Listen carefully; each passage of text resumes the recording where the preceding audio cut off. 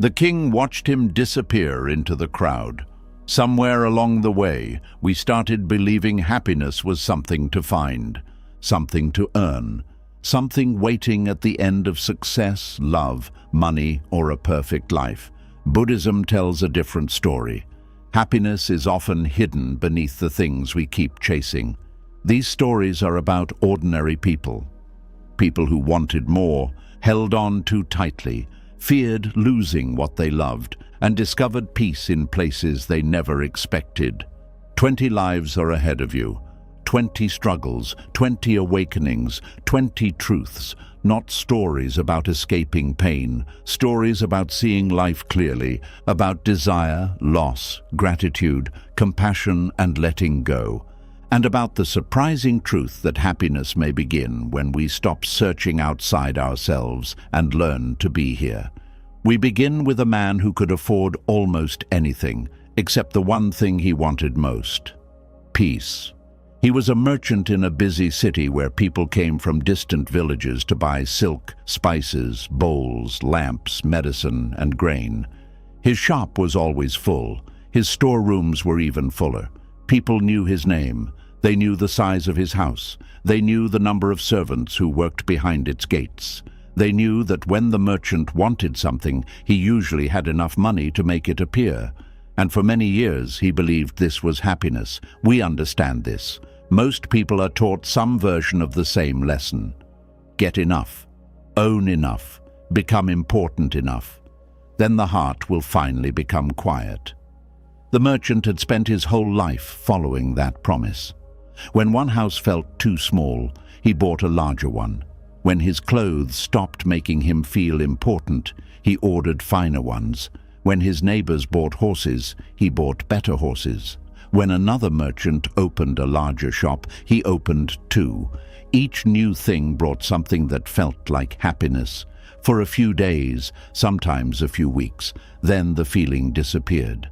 And when it disappeared, the merchant did not question the search. He only decided that he had not bought enough yet. This is one of the oldest traps of the human mind. When desire promises happiness and fails to give it, we often do not blame desire. We blame the size of what we received. Maybe the house was not large enough. Maybe the praise was not loud enough. Maybe the money was not enough. So we return to the same road and walk farther. The merchant walked very far, and still every night something happened that no one outside his house could see. He could not rest. He would lie beneath expensive blankets and think about his money. What if someone stole it? What if business became slow? What if another merchant became richer? What if a ship carrying his goods sank? What if his sons wasted everything after he died?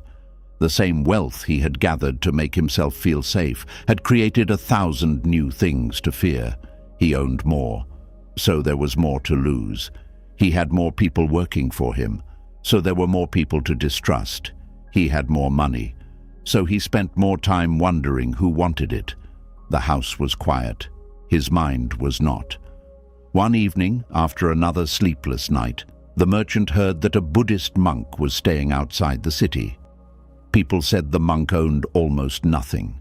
A robe, a bowl, sandals worn thin from walking. And yet people who sat with him said there was something unusual about his face. He looked at ease. The merchant became curious, not because he wanted wisdom, not yet. He wanted the monk's secret. He thought perhaps peace was another thing that could be acquired. So he went to find him. The monk was sitting beneath a tree when the merchant arrived. The merchant sat down and began explaining his problem. He spoke about his businesses, his properties, his gold, his worries, his enemies, his children, his fear of losing what he had built. The monk listened without interrupting. When the merchant finished, he asked, "What do I need to buy to become peaceful?" The monk smiled. "Nothing." The merchant frowned. He thought the monk had misunderstood. "I can pay," he said. "I know," said the monk. "Then tell me what I need." "Less." The merchant almost laughed. Less? Everything in his life had taught him that more was the answer. More money had solved hunger. More workers had grown his business, more land had increased his status, more connections had increased his power. How could less possibly give him something more could not? The monk looked at the merchant's hands. They were closed tightly around a small bag of coins. "Open your hand," he said. The merchant did. "Now close it." He did. "Hold it tightly." The merchant squeezed the coins. After a while, his hand began to hurt. The monk said nothing. The merchant kept holding.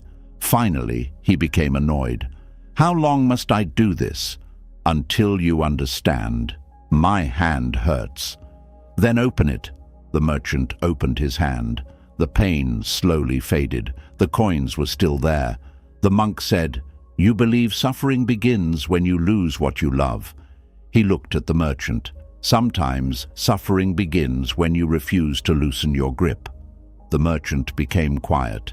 Buddhist teaching does not say that money itself is evil. It does not say a person must throw away every possession to live wisely. The problem is not always the thing in the hand. The problem is what the mind says about it. "I need this. I cannot lose this. Without this, I am nothing. This must stay exactly as it is." Buddhism calls this clinging, and clinging turns even beautiful things into sources of fear.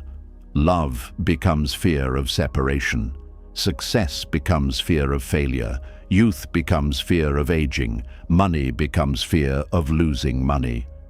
The merchant looked at the coins in his palm. For the first time, he saw something strange. He had spent his life gathering things to protect himself from suffering. But now he was suffering because he had gathered so many things that demanded protection. The monk told him, "Use what you have. Care for your family, feed people, do honest work, but do not ask possessions to give you what possessions cannot give." "And what is that?" the merchant asked. "A mind that knows when enough is enough." The merchant returned home. His house had not changed. His money had not changed.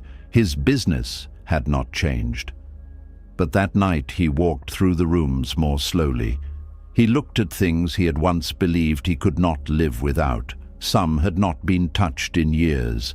Some had been bought only because another man owned something similar. Some existed only to impress people he did not even like. And he began to see the weight of all of it. Not the physical weight, the weight inside the mind. The next morning, he gave food to several families who were struggling. Then he sold things he no longer needed, not everything. This was not a story about becoming poor. It was a story about discovering enough. Each time he released something, he noticed the fear. What if I need this later? What if people think I am becoming less important? What if giving this away makes me smaller? He watched those thoughts arise, and he watched them pass. Slowly, his life became quieter. He still worked. He still earned money. He still had problems. But he stopped asking every new possession to rescue him from himself. That was the beginning of his peace. Not when he gained something. When he stopped believing happiness was hidden inside the next thing he could gain. There is something in this story that reaches far beyond money. We all have things we keep trying to acquire: approval, attention, recognition, control, a perfect relationship, a future in which nothing painful happens. We keep telling ourselves, when I finally have this, I will rest. But the resting keeps moving farther away. The merchant discovered what Buddhist teachers have repeated for centuries. Desire has no natural finish line. The mind must learn one. There is a freedom in being able to look at a life that is not perfect and quietly say, "This moment is enough." The merchant learned this beneath a tree from a man who owned almost nothing. But his lesson was not finished, because several weeks later, while walking through the market, he noticed a beggar sleeping beside a wall. The man had no house, no servants, no gold, and yet he was sleeping more peacefully than the merchant ever had. The merchant stopped walking, and for the first time in his life, He wondered whether the poorest man in the street might possess something a rich man still needed to learn. The merchant kept thinking about the beggar. He had seen many poor people before, but this man was different. He was asleep beside a wall. No soft bed, no guards, no locked doors, no servants watching the gate, just a thin cloth beneath him and one small bag beside his head. And yet his face looked peaceful.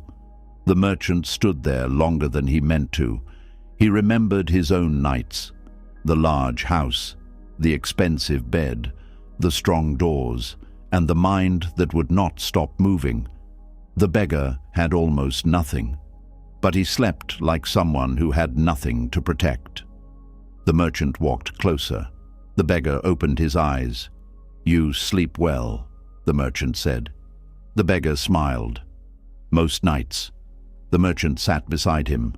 "How?" The beggar looked confused. "How what?" "How do you sleep like that?" The beggar laughed. "I lie down." The merchant laughed too, but he was serious. "No, I mean, how do you sleep without fear?" The beggar looked at his small bag. "What would I fear losing?" The merchant became quiet. The answer stayed with him. The beggar had very little: a bowl, a cloth, a wooden spoon, a few coins. That was all. He had no storehouse to guard, no workers to watch, no business rivals, no land disputes, no letters arriving with bad news, no servants whispering about theft. The merchant had believed wealth removed fear. But sometimes wealth only changes the shape of fear. The poor man feared hunger. The rich man feared losing what protected him from hunger. Both knew fear. But the beggar had learned something the merchant was only beginning to see. He did not expect life to obey him. If rain came, he found shelter. If someone gave him food, he ate. If no one gave him food, he waited. If the night was cold, he covered himself. If the morning was warm, he thanked the sun. He lived close to what was happening, not what might happen next month, not what might happen 10 years from now. This was not because his life was easy. It was not. Some days people ignored him. Some days children laughed at him. Some nights he went hungry. Sometimes his body hurt from sleeping on hard ground. But his mind had stopped demanding that life become something else before he allowed himself one moment of peace. This is difficult for us. We often say, "I will be happy when this changes, when I have more money, when this pain is gone, when this person understands me, when my family becomes easier, when my future feels safe." We place peace somewhere ahead of us, and then we spend years chasing it. The beggar had no future plan big enough to hide inside. He had only today. And because he had only today, he had learned to live in it. One afternoon, the merchant brought him food. The beggar shared half with an old woman sitting nearby. "You don't have much," the merchant said. The beggar nodded. "She has less. You could save it." "For what?" "For tomorrow." The beggar smiled. "Tomorrow we'll ask for tomorrow's food." The merchant did not know what to say.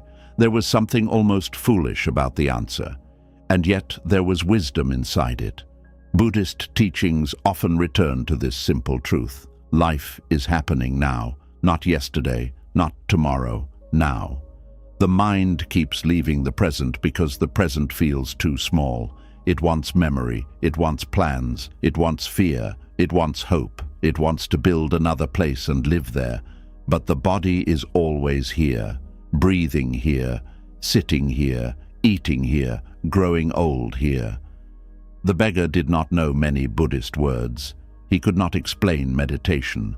He could not give a teaching about attachment, but he understood enough. When he ate, he ate. When he walked, he walked. When he rested, he rested. When sorrow came, he felt sorrow. When laughter came, he laughed. He did not hold either one too tightly. This made people curious about him. Soon, word spread through the market. People started saying there was a beggar who seemed happier than many wealthy men. That story traveled farther than anyone expected. It reached the palace. The king heard it during dinner. He was surrounded by gold plates, silk curtains, servants, musicians and guards. He had everything people thought a man should want, and he had not slept well in months. There were problems at the border, arguments among his ministers, whispers about taxes, fear of betrayal, fear of illness, fear that his sons would fight after his death. At night he would wake and listen for footsteps outside his room. He trusted almost no one completely. Then one of his advisors told him about the beggar. "They say he sleeps beside the market wall," the advisor said, "and they say he sleeps better than a king." The room became silent. No one knew whether the king would laugh. He did not. He looked down at the food in front of him. Better than a king. The advisor lowered his head. "That is what people say." The king was offended, but he was also curious. That night he could not stop thinking about it. How could a man with no palace sleep better than the man who owned one? How could someone with no guards feel safer than someone with 100 guards? The next morning the king dressed in plain clothes. He left the palace with only one trusted servant. They found the beggar near the market. The beggar was sitting in the shade, repairing the strap of his old sandal. The king watched him for a while. The beggar did not look unhappy. He did not look angry at the world. He did not look like a man waiting for life to begin. He looked complete inside the small moment he had been given. The king sat beside him. "You are the man who sleeps well." The beggar looked up. "I sleep. People say you are happier than a king." The beggar shrugged. "I have never been a king." The king almost smiled. Then he asked, "What do you own?" The beggar pointed to the bowl, cloth, spoon and bag. "That. Nothing else. Nothing else." "And you are not afraid?" "Sometimes." "Of what?" "Cold, hunger, sickness, same things as anyone." "Then why do you look peaceful?" The beggar thought for a moment. "Because fear comes, then it goes." The king stared at him. The words were simple, almost too simple, but they touched something deep. The beggar continued, "I used to fight everything. I wanted better food, better clothes, a better place to sleep. I was angry every day because life was not giving me what I wanted. What changed? I got tired." The king laughed. The beggar laughed too. Then he said, "I stopped asking every day to be different." That sentence followed the king home. He had spent his whole life trying to make tomorrow obey him. More land, more guards, more power, more control. And still he was afraid. The beggar had almost no control, but he had learned acceptance. Not weakness, not giving up. Acceptance. Seeing what is here without adding another layer of suffering by demanding that it should not be here. This is one of the quiet truths inside Buddhist practice. Pain is part of life, but suffering grows when the mind keeps saying this must not be happening. The beggar still knew hunger. He still knew cold, but he did not build a second prison around the first pain. That evening, the king returned to the palace. The bed was the same. The guards were the same. The worries were the same. But something inside him had become restless in a new way, not with fear, with curiosity. The next morning, he went back to the market. The beggar was leaving. "Where are you going?" the king asked. "Home." The king looked around. "I thought you lived here." The beggar smiled. "Not always."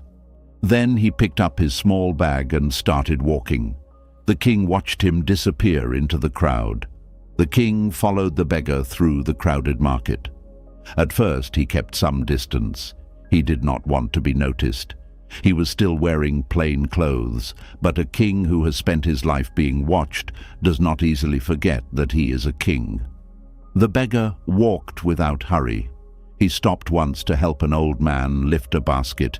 He stopped again to give directions to a woman looking for the river road.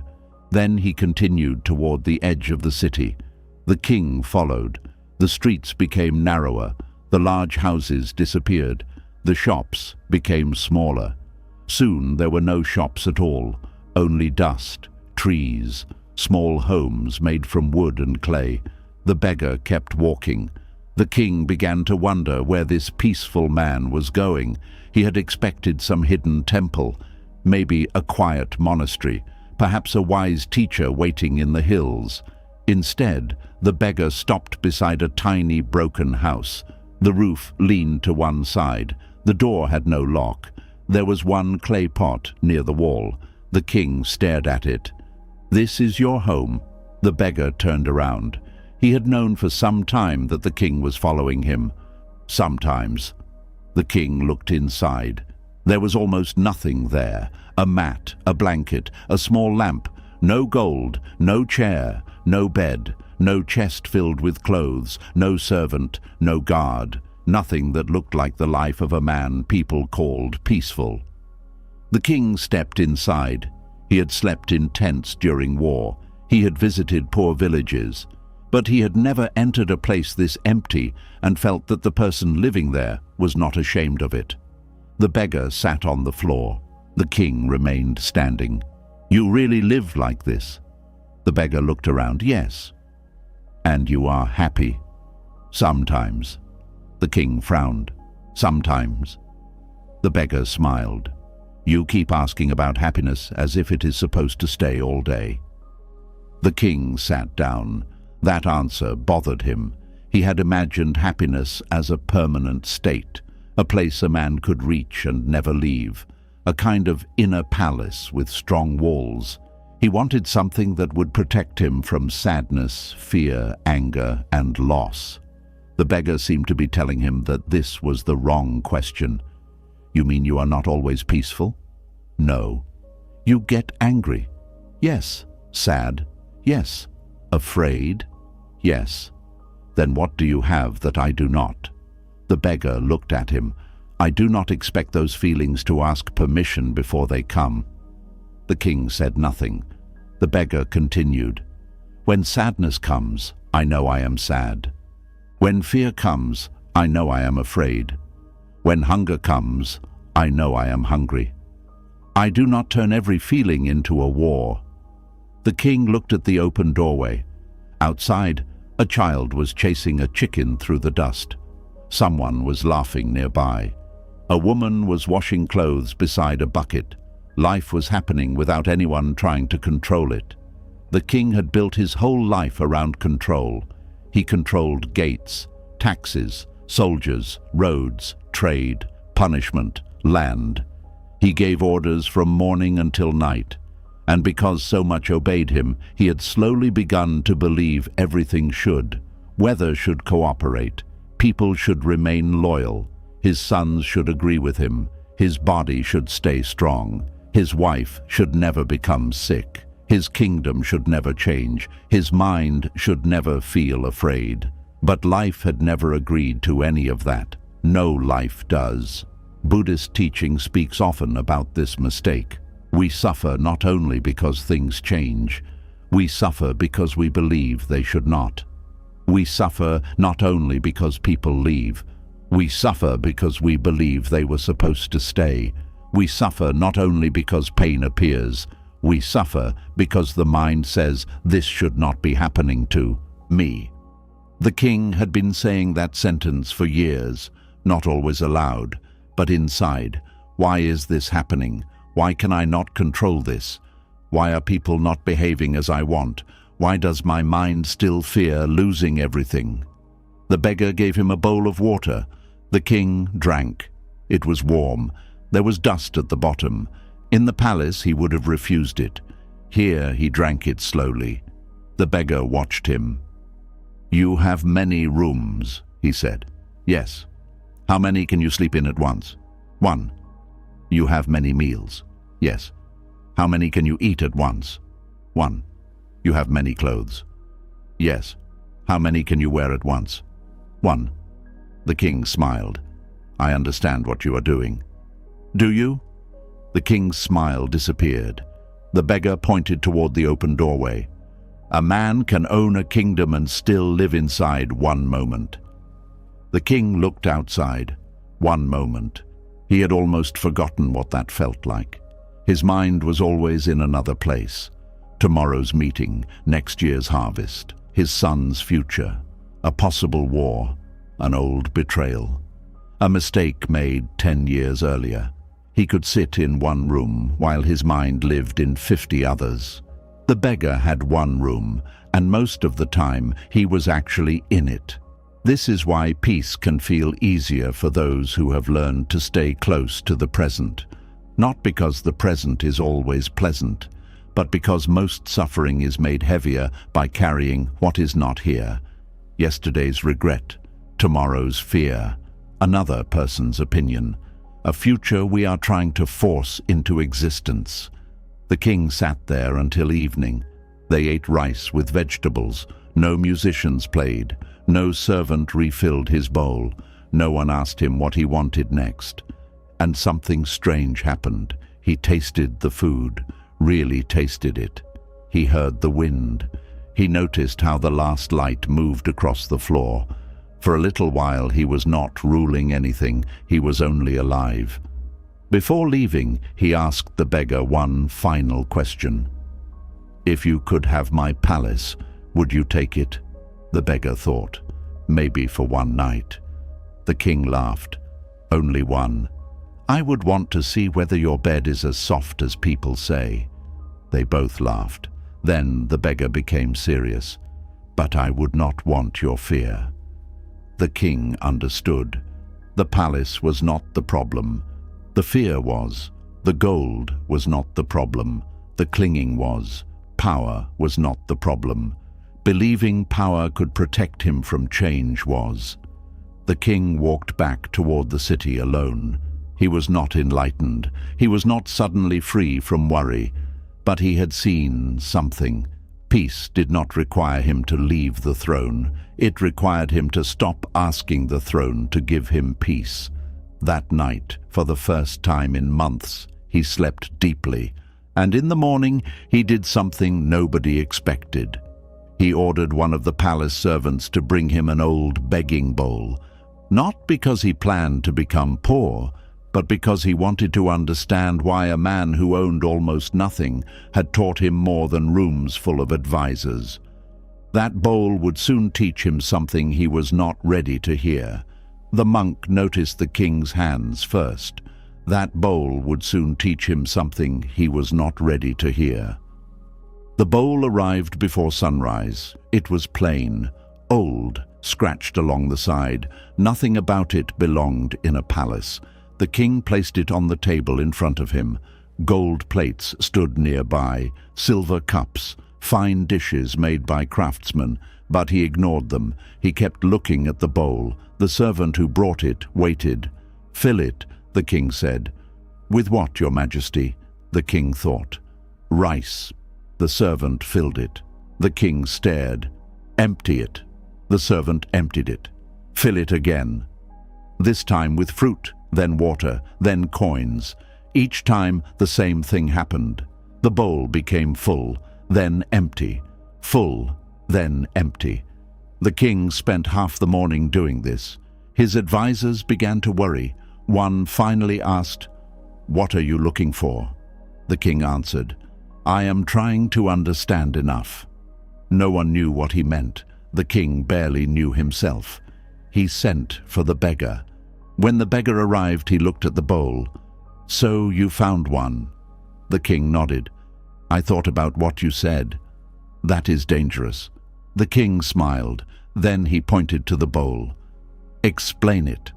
The beggar sat down. "Explain what?" "Why I cannot feel full." The beggar looked at him. There it was, the real question. Not why the bowl became empty. Why the king did.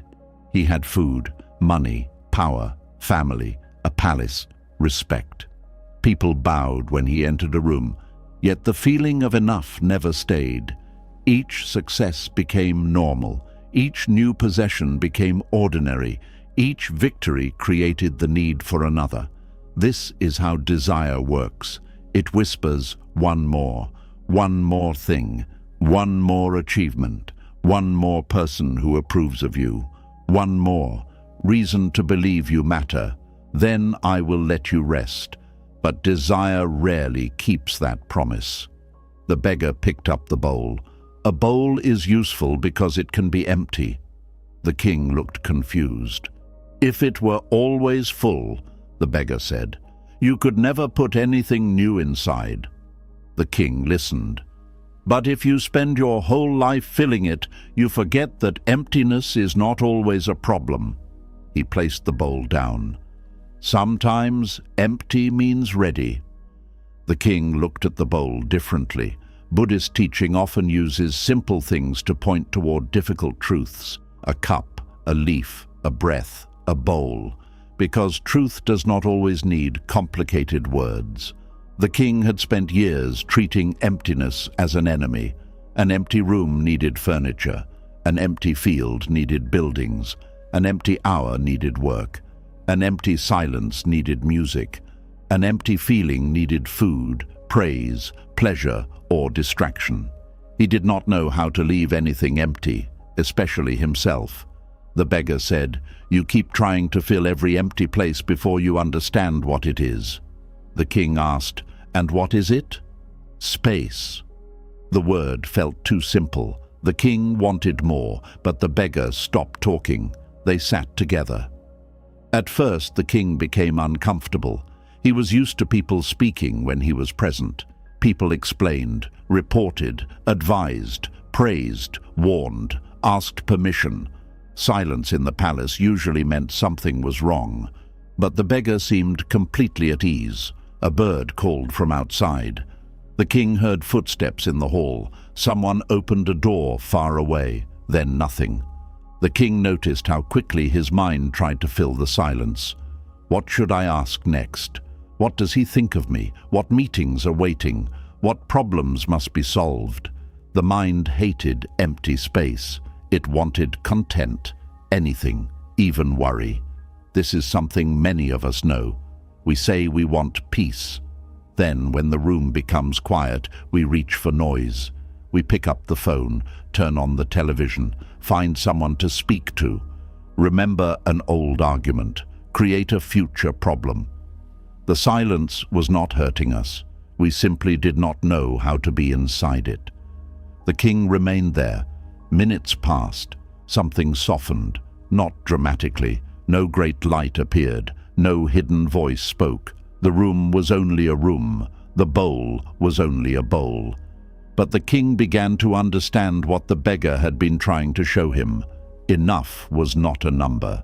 Enough was a relationship with what was already here. A man with 10 coins could want 20. A man with 1,000 could want 2,000. A king with one kingdom could want another kingdom. There was no amount large enough to create enough inside a mind trained to want more. The bowl was not asking to remain full, only the king was. He remembered his childhood, before the crown, before responsibility, before people started calling him powerful. He remembered eating fruit beneath a tree, one piece, nothing special, and feeling completely satisfied. He had not needed a second kingdom. He had not needed applause. He had not needed everyone to know his name. He had simply eaten. When had life become so complicated? The beggar seemed to read his face. You knew enough once. The king looked at him. As a child. The beggar nodded. Most children do. What happens? We learn to compare. That sentence entered the king like an arrow. Comparison.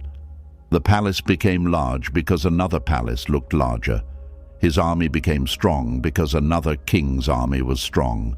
His celebrations became expensive because he wanted neighboring rulers to hear about them. Even his happiness had become something to compare. Was he happier than his brother, more respected than his father, more successful than the kings who came before him? Comparison made every blessing smaller. It made a full bowl feel empty. The king picked up the bowl again. What do I do? The beggar answered, "Notice when it is full." That was all. Notice. When food is enough, notice. When rest is enough, notice. When someone loves you, notice. When the sun is warm, notice. When your body carries you through another day, notice. When there is peace for 1 minute, do not destroy it because you need 10. The king began practicing. At meals, he stopped eating before he was uncomfortable. At meetings, he stopped asking for praise after the decision was made. When musicians played, he listened instead of thinking about the next performance. When his children visited, he put away official papers. At night, he sometimes sat beside the empty bowl, not to worship it, to remember enough. Enough does not mean life has no ambition. It does not mean we stop working. It does not mean we become careless. It means we stop believing that more is the only direction a life can move. Sometimes wisdom moves toward less noise, less comparison, less fear, less grasping. The king began sleeping better, but the bowl created a new problem. He became attached to it. He took it everywhere. He refused to let servants touch it. He worried that someone might break it. He had learned not to cling to gold. Now he was clinging to the thing that taught him not to cling. And this is how subtle attachment can become. We can become attached even to our lessons, even to simplicity, even to objects that represent freedom. One afternoon, a monk visiting the palace noticed the king holding the bowl tightly. The monk smiled. He had seen that kind of grip before, and his own story began with a bowl he was terrified to lose. For reasons he could not explain, he stood up and followed him. The monk noticed the king's hands first. They were wrapped tightly around the old bowl, too tightly. The king was speaking about peace, about enough, about letting go, but his fingers told another story. The monk smiled. "I once held a bowl exactly like that." The king looked at him. "You were a beggar?" "A monk. What happened to the bowl?" The monk sat down. "I almost lost my peace trying not to lose it." The king became interested. So the monk told him. Many years earlier, when he first entered the monastery, he owned almost nothing. 3 robes, a water cloth, a needle, a belt, and a begging bowl. The bowl was simple, black, round, made from clay. To anyone else it looked ordinary. To him it became precious. At first, for a good reason. It had been given to him by an old teacher who had cared for him when he first arrived at the monastery. The teacher had taught him how to sit in silence, how to watch the breath, how to walk slowly, how to notice anger before anger became action. When the teacher died, the bowl remained. The young monk began carrying it everywhere. Each morning he used it for alms. Each afternoon he washed it carefully. Each night he placed it beside his sleeping mat. The bowl reminded him of his teacher. There was nothing wrong with remembering. There was nothing wrong with gratitude, but slowly gratitude became fear. What if it broke? What if someone stole it? What if another monk used it and dropped it? He started watching the bowl more than his own mind. When he walked through crowded villages, he held it against his chest. When children ran near him, he moved away. When another monk asked to borrow it, he found an excuse. At night, he sometimes woke and touched the bowl to make sure it was still there. The object that reminded him of peace had become a source of anxiety. This is how attachment often begins, not with greed, with love. We care about something, a person, an object, a memory, a place, a role. Then the mind adds one sentence: "I cannot lose this." That sentence changes everything. Love becomes fear. Care becomes control. Memory becomes possession. The monk did not see what was happening. He believed he was honoring his teacher. Then one morning, while walking through a village, a boy ran past him. The boy bumped his arm. The bowl slipped. The monk caught it just before it hit the ground. His heart exploded with anger. He grabbed the boy by the shoulder. "Watch where you are going!" The boy froze. His face changed. Fear appeared in his eyes. The monk saw it, and suddenly he heard his own voice, sharp, hard, angry, all because of a bowl. The boy apologized and ran away. The monk stood there. His hands were shaking. He looked at the bowl. Nothing had happened to it. Not one crack. But something had cracked inside him. He remembered his teacher saying, "Watch what the mind turns into a prison." At the time, the young monk thought the teacher meant money, pleasure, status, power. He had given those things up. He had joined a monastery. Surely he was free from that kind of attachment. But now he understood. The mind can build a prison from anything, even a begging bowl, even a spiritual object, even a memory of someone we love. He returned to the monastery and placed the bowl in front of him. He sat and he watched his fear. What if I lose it? The thought came. He stayed. What if it breaks? He stayed. It belonged to my teacher. He stayed. Without it, I will lose something of him. That thought hurt the most. The monk began to cry. There it was, the real attachment. It was not the bowl. It was grief. He had never fully accepted that his teacher was gone. The bowl had become a way of pretending something still remained unchanged. If he could protect the bowl, perhaps he could protect the past.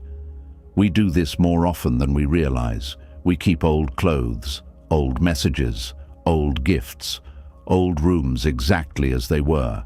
Sometimes this is gentle remembrance, sometimes it is love, but sometimes we are asking an object to stop, time, and no object can do that. The Buddha taught that everything conditioned changes.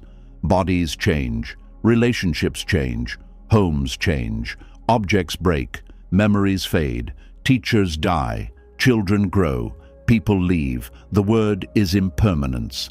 It is not meant to make life cold. It is meant to make life honest. Because when we understand that something will change, we can love it without demanding that it stay. The monk sat with the bowl for a long time. Then he did something difficult. He carried it to the monastery kitchen. He placed it on a shelf with the other bowls. The next morning he took a different one. His chest tightened. He wanted to go back. He wanted his teacher's bowl. But he kept walking. The day passed. Nothing terrible happened. His teacher did not disappear from his memory. The lessons remained. The kindness remained. The bowl had never been the teaching. The teaching was already inside the way he lived.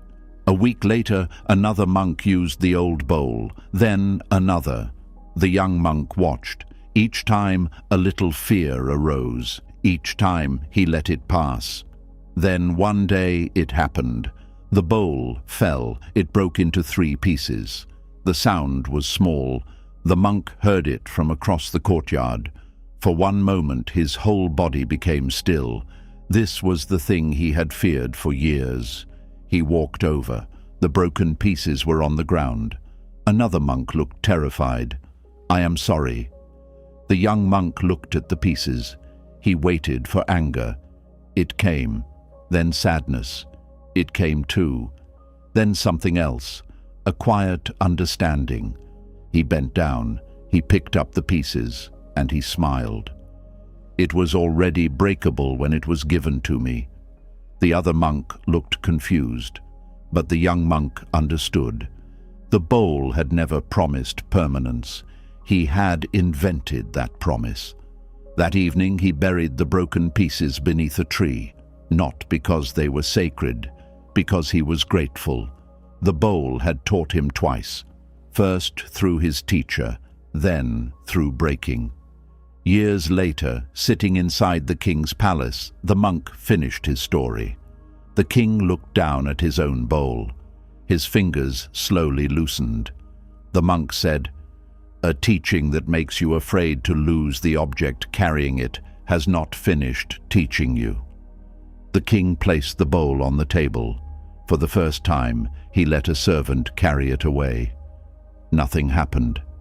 The lesson remained. The monk smiled. But that night someone entered the palace quietly, not looking for wisdom, not looking for peace, looking for something worth stealing. And before sunrise, the monk would meet a thief who expected punishment and received something completely different. The thief entered the palace after midnight. He did not come looking for wisdom. He came looking for gold. He had heard that wealthy visitors had arrived that week. Merchants, officials, monks from distant monasteries. Where important people gathered, valuable things usually followed. That was all he cared about. At least that was what he told himself. The thief had been stealing for years. At first it was because he was hungry. Then it was because hunger had taught him something dangerous. Taking was faster than waiting, faster than working, faster than trusting people who might disappoint him. Soon he began stealing things he did not need: coins, jewelry, cloth, anything he could sell. Each theft gave him a short feeling of victory. Then the feeling disappeared, and he needed another. We recognize this pattern. Not all of us steal, but many of us know what it means to reach for something because we hope it will change the way we feel inside. Food, praise, money, attention, another purchase, another success. The object changes. The hunger beneath it often does not. That night, the thief moved quietly through the palace. He found a small room where the visiting monk was sleeping. The monk had almost nothing: a robe, sandals, a small cloth bag. The thief felt disappointed. Then he saw something beside the wall: a silver cup. It had been given to the monk earlier that evening by the king. The monk had not asked for it, but the king had insisted. The thief reached for it. Before his fingers touched the cup, a voice came from behind him. "You can take it." The thief froze. The monk was awake. The thief reached for the knife hidden beneath his clothes. The monk did not move. "I said you can take it." The thief stared at him. This was not how these moments were supposed to happen. People shouted, guards came, men fought, victims begged. This man was simply offering him the thing he had come to steal. The thief picked up the cup. "Why?" The monk sat up. "Because you seem to want it more than I do." The thief narrowed his eyes. He suspected a trick. "Call the guards, and I will hurt you." "I am not calling anyone." "Why not?" The monk looked at him. "If I wanted the cup more than your safety, perhaps I would." The thief did not understand. No one had ever spoken to him like this. People had called him animal, criminal, worthless, dangerous. No one had ever treated his safety as more important than silver. The monk reached into his small bag. He removed a piece of bread from the evening meal. "Take this too." The thief stared. "You are giving me food? You may be hungry. I came here to rob you. I know. And you give me more?" The monk nodded. Something strange happened inside the thief. He became angry. Kindness can do this, especially when someone has spent years believing the world is cruel. Cruelty makes sense. It fits the story. Kindness disturbs it. The thief said, "Do not pretend you are better than me." The monk shook his head. "I am not better than you. You think I am a bad man. I think you are a man doing something harmful." The difference was small, but the thief heard it. A bad man, a man doing something bad. Those are not the same thing. One is an identity, the other is an action. Buddhist teaching has always made room for this difference. Actions have consequences. Harm matters. But no person is frozen forever inside the worst thing they have done. The mind changes, choices change, lives change. The thief looked at the bread. He took it. Then the monk said something even stranger. "Before you leave, thank me." The thief almost laughed. "For what?" "For giving you the cup." The thief stared at him. "You are serious?" "Yes." The thief muttered, "Thank you." The monk smiled. "Now you did not steal it." The thief stood there without speaking. The cup was still in his hand. But it felt different. A moment earlier, it had been proof that he could take something. Now it was a gift, and a gift carries another kind of weight. The thief left. He walked into the night with the cup and bread, but he could not enjoy them. He sold the cup the next morning. The money should have made him happy. It did not. For days, he kept remembering the monk's face. No anger, no fear, no hatred. The thief had expected punishment. Instead, he had been seen. This is one of the quiet powers of compassion. Compassion does not pretend harmful actions are harmless. It does not mean allowing people to hurt us without limits. It means refusing to reduce a human being to one act. The monk had seen the thief clearly, and still he had not hated him. That disturbed the thief more than punishment would have. Punishment would have allowed him to remain exactly who he was. He could have blamed the guards, blamed the king, blamed poverty, blamed the world. Kindness gave him no enemy, only a mirror. A week later, the thief was arrested for another robbery. He was brought before a local judge. The monk was called because palace guards had discovered what happened that night. The judge asked, "Did this man steal your silver cup?" The monk answered, "No." The thief looked up. The judge frowned. "Were you not found in his room?" "He came into my room." "And the cup?" "I gave it to him." The judge asked, "Why?" The monk said, "Because it was mine to give." The thief lowered his eyes. For the first time in years, shame entered him without hatred. Not the shame that says, "I am worthless." The shame that says, "I can live differently from this." Those two forms of shame lead in opposite directions. One destroys, the other wakes us up. The thief was punished for the other crime. He spent several months working under supervision instead of being sent away for years. During that time, he thought often about the monk. When he was finally released, he still had very little, but something had changed. He no longer wanted another cup. He wanted to understand how a man could lose silver and remain peaceful. How could someone give away something valuable without feeling smaller? How could a man look at a thief without becoming full of hate? The thief had spent his life believing happiness came from taking. The monk seemed to have found another kind of happiness through giving. And the thief could not stop wondering which man had left that room richer. One morning he began walking toward the monastery. This time he carried no knife. He carried no empty bag for stolen goods.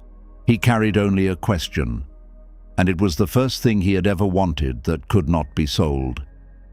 The former thief reached the monastery just before noon. He stood outside the gate for a long time. Entering a house to steal had always been easy. Entering one honestly felt much harder. He almost turned around. Then he saw the monk sweeping leaves from the path. The monk looked up. He recognized him immediately. "You came back?" The man nodded. "I did. What are you looking for?" The question was simple, but the thief had no simple answer. Not money, not food, not silver, not a place to hide. He finally said, "Whatever you have." The monk looked at his robe, his old sandals, the broom. "I do not have much." "You have something." The monk waited. The thief continued. "That night, I took your cup. You slept. I tried. I sold it. You did not chase me." "No. I threatened you.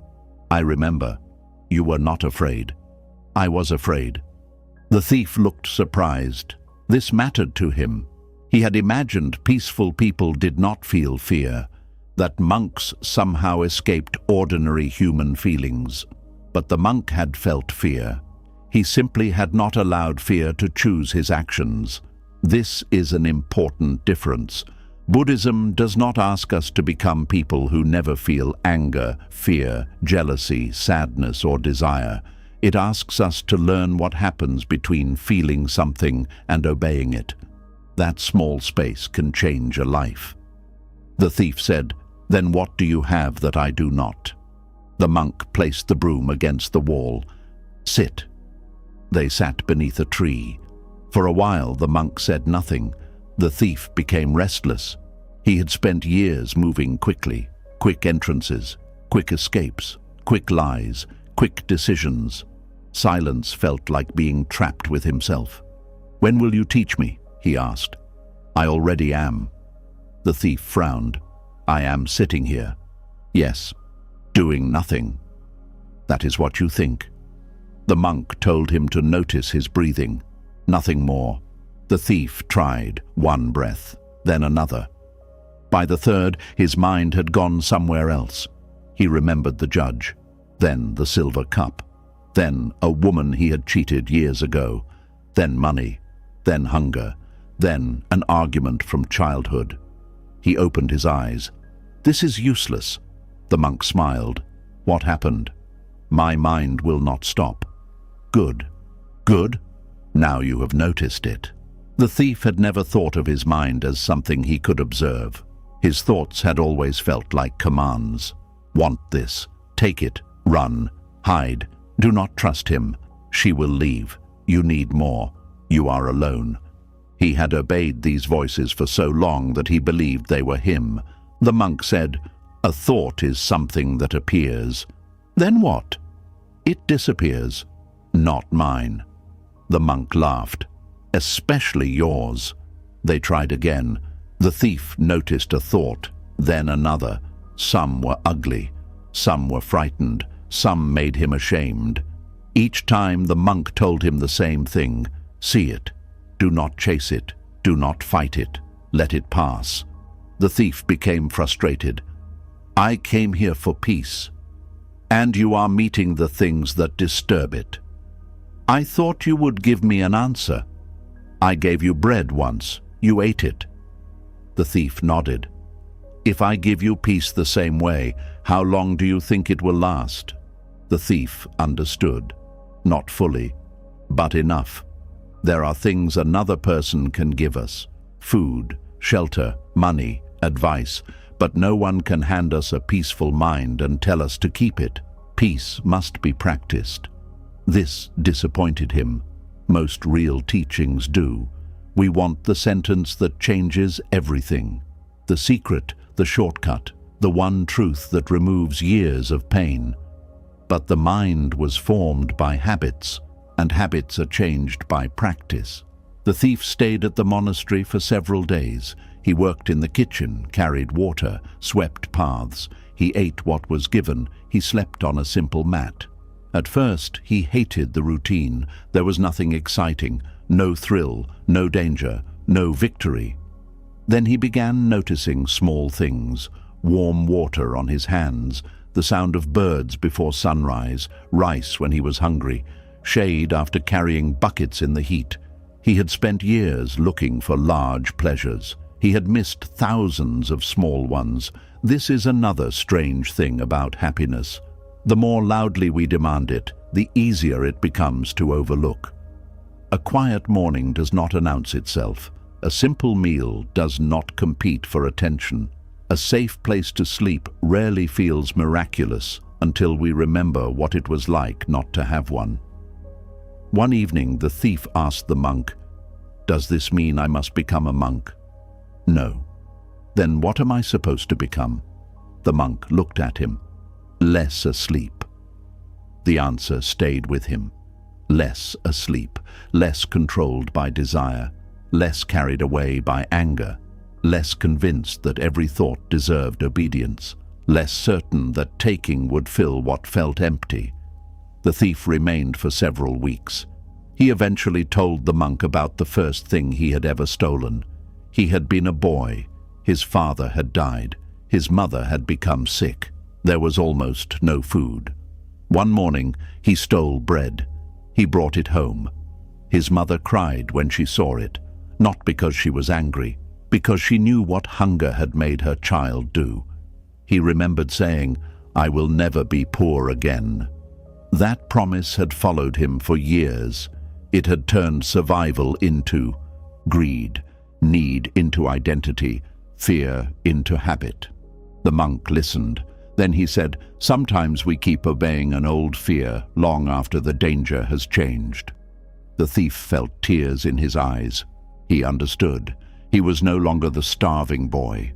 But that boy had been making decisions for him for years. We all carry younger versions of ourselves. The abandoned child, the humiliated teenager, the person who was betrayed, the one who failed, the one who was told they were not enough. Without noticing, we let an old wound decide what today requires. Buddhist mindfulness asks something difficult. What is here now, not 10 years ago, not when we were hurt, now? The thief did not erase his past. He learned to stop living inside it. When he finally left the monastery, the monk gave him nothing. No bowl, no robe, no sacred object, only one instruction. Before you take anything from life, ask whether you are actually hungry. The thief smiled. He understood that hunger had many forms. Years passed. He found honest work repairing carts and tools. People slowly learned to trust him. Then, one afternoon, while returning from the market, he met a woman sitting beside the road. She had heard that he was once a thief. She had also heard that something in him had changed. She looked tired, not poor, not hungry, tired in a deeper way. She stopped him and asked a question he had once carried to the monastery himself. "Tell me something." He waited. "You spent your life searching for happiness in the wrong places. Then you stopped." She looked directly at him. "So where does happiness hide?" The woman expected an answer. The former thief gave her none. He stood beside the road holding a basket of tools. She waited. Finally she said, "Did you hear me?" "I heard you." "Then where does happiness hide?" The thief smiled. "That question caused me trouble too." The woman did not smile. She had come a long way to find him. Her name was Mala. She had a husband, children, a good home, enough food, neighbors who respected her. From the outside, there was nothing obviously wrong with her life. But happiness kept slipping away. When her husband was home, she wanted more attention. When he gave her attention, she worried he would someday stop loving her. When her children were near, their noise exhausted her. When they were away, she missed them. When she earned money, she wanted security. When she saved money, she feared losing it. When people praised her, she wondered whether they really meant it. Her life was full. Her heart felt hungry. We know this kind of hunger. It is confusing because nothing obvious explains it. There is food, there is shelter, there may even be love. And still something inside keeps asking, is this all? Mala had gone to teachers. Some told her to pray more. Some told her to work harder. Some told her to be grateful. Some told her that happiness would come when her children grew older. One person told her she simply thought too much. None of it helped. Then she heard about the thief who had stopped stealing.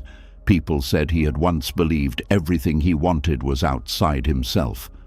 Mala thought perhaps he knew where she should look. The thief placed his basket on the ground. "Come with me." "Where?" "The market." Mala looked disappointed. She had hoped for a monastery, perhaps a temple, something that felt spiritual. Instead, he brought her to the loudest place in town. Vendors shouted, children ran between stalls, animals pulled carts, coins changed hands, people argued over prices. The thief bought 2 small oranges. He gave one to Mala. "Eat." She peeled it. She took one bite. Then she started speaking again. "So, what did the monk teach you?" The thief said, "What does the orange taste like?" She stopped. "Sweet. Only sweet." She took another bite. This time she paid attention. Sweet, a little sour, and, she chewed, juicy. The thief smiled. Your first bite had all of that too. Mala looked at the fruit. But you missed most of it because your mind was somewhere else. They continued walking. He stopped near a musician playing a stringed instrument. Listen. Mala listened for several seconds. Then she became impatient. I still do not understand.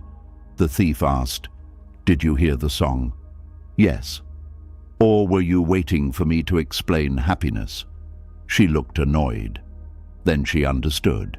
He was not trying to avoid her question. He was answering it. Happiness was not hiding in the market, not in the orange, not in music. It was hiding beneath her constant movement away from whatever was happening. Buddhism calls us back again and again to the present moment. Not because every present moment is pleasant. Some moments are painful, some are lonely, some bring terrible news. But life can only be experienced where we actually are. The mind often lives somewhere else. It compares, remembers, predicts, judges. It asks what is missing while ignoring what is here. The thief said, I stole for years because I thought the next thing would change how I felt. Mala listened. Then I met a monk who had almost nothing. He taught me that I was always trying to escape the moment I was in. Are you happy now? The thief laughed. Not all the time. This answer disappointed her again. Everyone wanted permanent happiness. The thief continued, But I suffer less when happiness leaves. Mala frowned. What does that mean? It means I do not treat happiness like a prisoner. He picked up his basket. When joy comes, I enjoy it. When sadness comes, I do not tell myself my life has failed. When peace comes, I notice it. When it leaves, I do not chase it until I destroy the day. Mala became quiet. This was different from what she had been doing. She had turned happiness into proof. If she felt happy, life was good. If she felt sad, something must be wrong. If her marriage felt easy, it was strong. If they argued, perhaps love was dying. If her children were grateful, she was a good mother. If they complained, she had failed. Every passing feeling became a judgment about her whole life. That is an exhausting way to live. The Buddhist understanding of impermanence offers another way. Feelings move, pleasure moves, pain moves, confidence moves, fear moves. A life does not become meaningless because a difficult feeling appears. Mala and the thief sat beside a fountain. A small boy was throwing stones into the water. The thief asked, When you are happy, what do you do? I try to keep it. And when you are unhappy, I try to get rid of it. That is a lot of work. Mala laughed for the first time. It was. She had been guarding good feelings and fighting bad ones. No wonder she was tired. What should I do instead? Notice. That is all. Start there. They sat quietly. Mala felt the sun on her hands. She heard the market. She smelled bread being cooked nearby. Nothing extraordinary happened, and yet for several seconds she wanted nothing to be different. It was such a small moment that she almost missed it. Then she understood why she had asked where happiness hides. Perhaps happiness was not hiding. Perhaps she had been rushing past it. The thief said, Do not make this moment another thing you must keep. She smiled. He had caught her already trying to hold it. Over the next months, Mala practiced. She listened when her children spoke. Not perfectly, but more often. She ate without always planning the next task. She noticed when fear came without immediately believing its story. Her life did not become painless. Her husband still annoyed her. Her children still argued. Bills still arrived. People still disappointed her. But ordinary moments began to feel larger. She discovered that contentment did not require life to stop being difficult. It required her to stop overlooking what was good because something imperfect was also present. Then one afternoon, while visiting the monastery where the former thief had once studied, Mala saw a woman climbing the path. The woman was holding something tightly against her chest. At first, Mala thought it was a sleeping child. Then she saw the woman's face, the kind of face grief makes when it has gone beyond tears. Mala stood. The woman approached the monastery gate, and everyone who saw what she was carrying became silent. The woman was carrying her son's small blanket. There was no child inside it, only the blanket. She held it as if letting go would make something final. Her name was Suri. Her son had died 3 weeks earlier. He had been 6 years old. One morning he had fever. 2 days later, he was gone. There are losses the mind can understand, and there are losses it refuses even to approach. This was one of them. People had come to Suri's home. They brought food. They spoke gently. Some said the boy was in a better place. Some told her time would heal her. Some told her to be strong. Some avoided speaking about him because they were afraid she would cry. She cried anyway. Then she stopped crying, not because the grief was smaller, because it had become too large for tears. Every morning she woke, and for 1 second forgot. Then she remembered. That second was the cruelest part. She would turn toward the place where her son used to sleep. Empty. She kept his cup beside the cooking pot. His sandals remained near the door. She had not washed the blanket. It still carried the faint smell of his hair. Her husband wanted to put some things away. Suri shouted at him, "Do you want to erase him?" He said no. But grief had made every movement feel like betrayal. If she laughed, had she forgotten? Him? If she ate, why should she enjoy food when he could not? If she slept well, did that mean she loved him less? Pain became the last place where she felt close to her child. This happens more than people admit.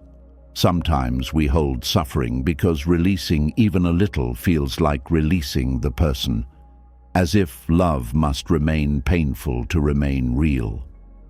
Suri had heard about the monastery. Someone told her there were people there who understood suffering. She did not want philosophy. She did not want someone to tell her death was natural. Nothing about the death of her child felt natural. She wanted one thing. She wanted the pain to stop. So she climbed the path carrying the blanket. Mala saw her first. The former thief was nearby. The monk who had once given away the silver cup was sitting beneath a tree. No one rushed toward Suri. Grief does not always need immediate words. Sometimes words only make us feel more alone. Mala walked to her slowly. "Would you like to sit?" Suri shook her head. "I need the teacher." The monk stood. Suri looked at him. "Can you remove grief?" The monk did not answer quickly. Suri's voice became harder. "People say Buddhists understand suffering. We try. Then tell me how to stop this." The monk looked at the blanket. "Who died?" "My son." "His name?" Suri's face changed. Almost everyone had stopped saying his name. "Anil." "Tell me about Anil." That was not what she expected. She expected meditation, a teaching, perhaps a prayer. Instead, he asked about her child. So she spoke. Anil hated bitter vegetables. He loved rain. He once hid a frog inside the house. He laughed when his father sneezed. He was afraid of thunder, but pretended not to be. He always asked for one more story before sleeping. Suri spoke until her voice broke. Then the tears came again. The monk sat with her. He did not stop them. Buddhist practice is sometimes misunderstood as becoming detached from feeling, as if wisdom means becoming cold. It does not. The Buddha taught about suffering because suffering is real, not because we should pretend it is not. Grief is not a mistake. It is what love feels like when the form of love has been changed by loss. The monk said, You loved him deeply. Suri held the blanket tighter. I still do. Yes. The word surprised her. Still, not loved. Love had not died simply because Anil had. What do I do with that love now? She asked. The monk looked toward the monastery garden. You learn its new shape. Suri began crying again. I do not want a new shape. I know. I want my son. I know. There are moments when compassion does not offer solutions. It offers company. The monk did not tell her that everything happens for a reason. He did not tell her to accept the lesson. He did not tell her another child would come. Some pain should not be covered with easy sentences. They sat there until the sun moved lower. Then the monk asked Suri to walk with him. He took her through the monastery grounds. They passed an old tree. One branch was dead. The rest was green. They passed a broken water jar being used to hold flowers. They passed an elderly monk walking slowly with a stick. Everywhere, life and change were standing beside each other. The monk said, Everything we love is changing while we love it. Suri looked angry. Does that make love pointless? No. It makes love precious. He picked up a fallen leaf. If this leaf stayed forever, would autumn matter? Suri said nothing. We suffer because we want what is precious to become permanent. Is that wrong? No. It is human. This mattered. The monk was not accusing her of attachment. He was helping her see why grief hurt so much. She had loved something that could not stay. All of us do. Parents, partners, friends, homes, bodies, moments. No love comes with a promise against change. This is not a reason to love less. It may be a reason to love more carefully while something is here.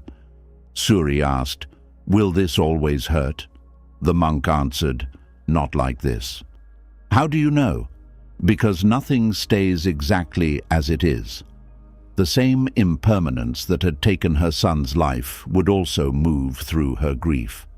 Suri hated hearing that at first. She did not want grief to change. She did not want anything else to be taken. But the monk continued, Your pain will change without asking you. Some days it will be heavy, some days lighter. One day you may laugh and then feel guilty. Suri looked at him. When that day comes, do not punish yourself. Why? Because happiness will not be a betrayal of Anil. She covered her face. That was the sentence she had needed. Not today, maybe not tomorrow, but someday. She stayed at the monastery until evening. Before leaving, she loosened her grip on the blanket, only a little. It was enough. She came back the next day, and the day after that. Sometimes she spoke, sometimes she sat, sometimes she cried, sometimes she helped prepare food. Her grief did not disappear. It became something she could carry without being crushed every moment. Weeks later, the monk gave her a strange task. He asked her to visit the nearby village. Find me one home, he said, where no one has ever lost someone they loved. Suri looked at him. Why? Go and ask. So she did. At the first house, an old woman told her about her husband. At the second, a man spoke about his brother. At the third, a mother spoke about a daughter. House after house. Grief was everywhere. Not the same grief, never the same, but suffering had entered every door. By sunset, Suri understood something. She was not alone in a world that had singled her out for pain. She was part of a human world where love and loss had always walked together. That did not make her son's death smaller. It made her loneliness smaller. And sometimes that is where healing begins, not when the pain disappears. When we discover we are not carrying it outside the human family. Suri returned to the monastery as darkness fell. The monk was waiting. She sat beside him. There is no house, she said.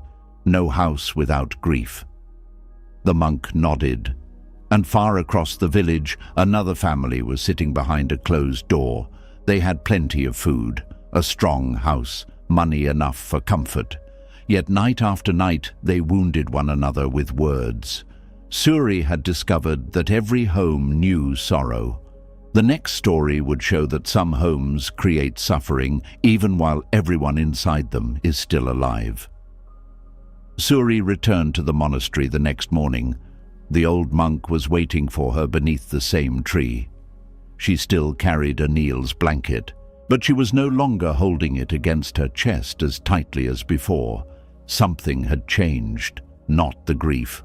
The grief was still there, but now there was a small question beside it. Could a person continue living while carrying something this painful? Suri sat down. The monk looked at her. "You want your suffering to disappear?" She nodded, more than anything. The monk became quiet. Then he said, "I need something from the village." Suri looked at him. "What?" "Bring me a handful of rice." She almost laughed. There was rice everywhere. "I can do that," the monk continued, "but it must come from a house where no one has ever known sorrow." Suri stopped smiling. "No sorrow? None. No death? No death. No serious illness? No. No broken heart? No. No child lost?" The monk shook his head. "Find such a house and bring me rice from there." Suri thought the task was strange, but grief had made her willing to try strange things. So she walked into the village. At the first house, an old woman opened the door. Suri explained what she needed. The woman looked toward a small wooden box near the wall. "I can give you rice," she said, "but not from a house without sorrow." "Why?" "My husband died last winter." She spoke about him. They had been married for 43 years. Every morning he had prepared tea before she woke. Now she still woke expecting to hear the cup placed beside her. Suri listened. Then she walked to the next house. A young man answered. "Has anyone here known sorrow?" she asked. He looked down. "My younger brother drowned when we were boys." He had never spoken much about it. For years he had blamed himself because he had been standing nearby. Suri stayed for a while. Then she continued. At another house, a woman had lost her mother. At another, a father had watched his daughter become seriously ill. At another, a couple had wanted children and never had them. At another, a family had lost everything in a fire. House after house, door after door. Suri found rice, but she could not find a home untouched by sorrow. By afternoon, something unexpected happened. She stopped asking only about death. She began asking people to tell her their stories, and people did. A woman who smiled every morning at the market told her about a son who had left years ago and never returned. A wealthy man spoke about a brother he had not forgiven before the brother died. A young mother admitted she lived every day afraid that something terrible would happen to her children. An elderly man said all his closest friends were gone. He still sometimes turned to tell them something before remembering there was no one there. Suri had walked through this village many times before. She had seen these people. She thought she knew them, but she had only known their faces. Suffering was hidden behind doors, behind greetings, behind clean clothes, behind successful businesses, behind laughter. This is one of the truths we forget when pain becomes personal. Suffering begins to feel like something that has chosen us. Why my child? Why my marriage? Why my body? Why my life? The question is understandable. Pain narrows the world. It makes us believe everyone else is living normally while we have somehow been removed from normal life. But Buddhism begins with a different understanding. Suffering is not proof that life has rejected us. Suffering is part of being alive. This does not make tragedy good. It does not make loss fair. It does not mean we should enjoy pain. It means pain does not make us separate from humanity, it joins us to it. By evening, Suri had forgotten about the rice. She was sitting with another mother. This woman had lost a daughter many years earlier. Suri asked, "Does it stop hurting?" The woman thought for a long time. No. Suri's face fell. Then the woman continued, "But it stops hurting in only one way." What does that mean? At first, grief was the whole sky. She pointed upward. There was nothing else. Then slowly, other things appeared in the sky too. Suri listened. My other children, my husband, rain, food, friends. Old memories that began to make me smile instead of only cry. The grief stayed. She placed a hand over her heart. But it was no longer the whole sky. Suri understood. Healing did not have to mean forgetting Anil. It did not have to mean becoming the woman she had been before his death. Perhaps she would never become that woman again. Perhaps that was not the goal. The goal might be learning to become someone new without believing the old love had been betrayed. When Suri returned to the monastery, darkness had fallen. The monk was still sitting beneath the tree. "Where is my rice?" he asked. Suri sat beside him. "There is none." "No rice in the village?" "There is plenty." "Then what happened?" She looked at him.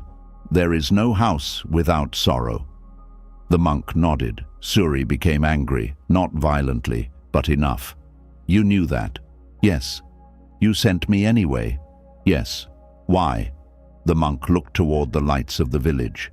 "Yesterday you believed you were alone." Suri said nothing. "Today?" She thought about every doorway, every hidden grief, every person who had stopped what they were doing and told a stranger something painful. "No." The monk nodded. "Your sorrow is yours, but sorrow itself belongs to all of us." Suri began crying. This time the tears felt different. They were still for Anil, but they were also for the old widow, the drowning boy, the childless couple, the lonely father, the woman whose daughter had died. Her heart had become larger than her own wound, and this is one of the strange ways compassion begins. We suffer. Then one day we recognize the same suffering in another person. Something opens. Our pain stops being only a wall. It becomes a door. Buddhist teaching does not promise a life where nothing is lost. It teaches us how to meet loss without allowing it to turn the heart into stone. Suri began visiting some of those homes again. Sometimes she brought food, sometimes she only listened. She discovered that helping another person did not remove her grief, but it gave grief somewhere to move. Love that had nowhere to go began flowing outward. Months passed. One morning she finally washed Anil's blanket. She cried while doing it. The smell she had tried so hard to preserve disappeared. For a moment she panicked. Then she remembered. Her son was not inside the smell. He was not trapped inside the cloth. What mattered had already entered her life. Love had happened. Nothing could make that unhappen. She folded the blanket and placed it away. Then she walked outside. For the first time since Anil died, she noticed how warm the sun felt. She did not feel guilty. Across the village stood one of the houses she had visited during her search. It belonged to a family everyone believed was fortunate. They had money, healthy children, a good business, a beautiful home. People often said they had everything, but almost every night, angry voices came through their walls. Suri had learned that no house was without sorrow. Soon she would discover something else. Sometimes suffering enters a home through death, and sometimes everyone is alive, but no one knows how to stop hurting each other. The family lived in the largest house on their street. People admired it. There was a wide courtyard, a strong roof, good furniture, enough food that no one worried about the next meal. The father owned a successful cloth business. The mother managed the home carefully. They had 2 sons and a daughter. From the outside, they looked fortunate. Inside, they could barely speak without hurting each other. The father believed no one respected him. The mother believed no one appreciated her. The oldest son believed his father controlled everything. The younger son believed his brother was favored. The daughter had learned that silence was safer than speaking. Almost every dinner ended the same way. Someone complained. Someone defended themselves. Someone brought up something that happened years ago. Someone walked away angry. Then everyone went to sleep believing they were the injured one. We recognize this. Families can love one another deeply and still become trapped in patterns of suffering. Sometimes the people who know us best also know exactly where our wounds are. One word can carry 10 years behind it. One look can reopen an old argument. The family had stopped hearing what was actually being said. They heard history. One evening, the father came home late. The meal had gone cold. His wife said, "You could have sent word." That was all. But he heard something else. "You do not care about us. You are a bad husband. You always disappoint me." So he answered the accusation he imagined. "I work all day to pay for this house. What more do you want?" His wife heard something else. "You are ungrateful. You contribute nothing." So she said, "Money is not the only thing a family needs." Their oldest son looked up. "Here we go again." The father turned. "What is that supposed to mean?" "Nothing." "Then keep quiet." The son stood. "You always tell everyone to keep quiet." The younger brother laughed. The older son turned on him. "You think this is funny?" Within minutes, everyone was shouting. The daughter left the table. Nobody noticed. This is how suffering often grows. Not from one great event. From reaction after reaction. A word, a memory, a defense, another defense. Soon, nobody is responding to the present moment. Everyone is fighting ghosts. The next morning, Suri visited the house. She had met the mother during her search for a home without sorrow. The woman had told her, "No one has died here. Sometimes I think that should mean we are happy." Suri understood now that sorrow had many forms. She invited the family to visit the monastery. Only the mother wanted to go. The father refused. "We do not need monks. We need people in this house to behave properly." The oldest son laughed. "Exactly." The father looked at him. Another argument began. 3 days later, the mother went alone. She told the old monk everything. When she finished, she asked, "How do I make them stop?" The monk asked, "Stop what?" "Fighting." "All of them?" "Yes." "Except you?" She became quiet. That question hurt, not because the monk was blaming her, because she had forgotten that she was part of the pattern too. We often enter conflict carrying one secret belief. If the other person would change, peace would begin. Sometimes that is true. There are harmful situations where boundaries are needed. There are relationships we should leave. Buddhist compassion does not mean accepting abuse. But in ordinary conflict, we often spend years trying to control the other person's half of the argument. The monk said, "Bring your family here." They will not come. Then bring one person. She returned home. She convinced her daughter first. The daughter sat before the monk with her hands folded. "What happens when they fight?" he asked. "I go to my room." "What do you feel?" "Afraid." "Do you tell them?" "No." "Why?" "They are already angry." The monk nodded. The next week, the younger son came. Then the older son. Finally, the father came, mostly because he wanted to prove that everyone else was the problem. The monk listened to each of them separately. Every person told a different story, and in every story, the speaker was trying to be understood. This is another truth about anger. Under many angry words is a quieter sentence. See me, hear me, understand what this feels like. But when anger becomes loud enough, no one can hear the sentence beneath it. The monk gathered the family together. He placed a small bell in the center of the room. He said, "You may speak about anything." The father nodded. "But there is one rule." "What?" "Only the person holding the bell may speak." The younger son smiled. It sounded childish. Then the monk added another rule. "Before you answer, you must repeat what the other person said until they agree that you understood them."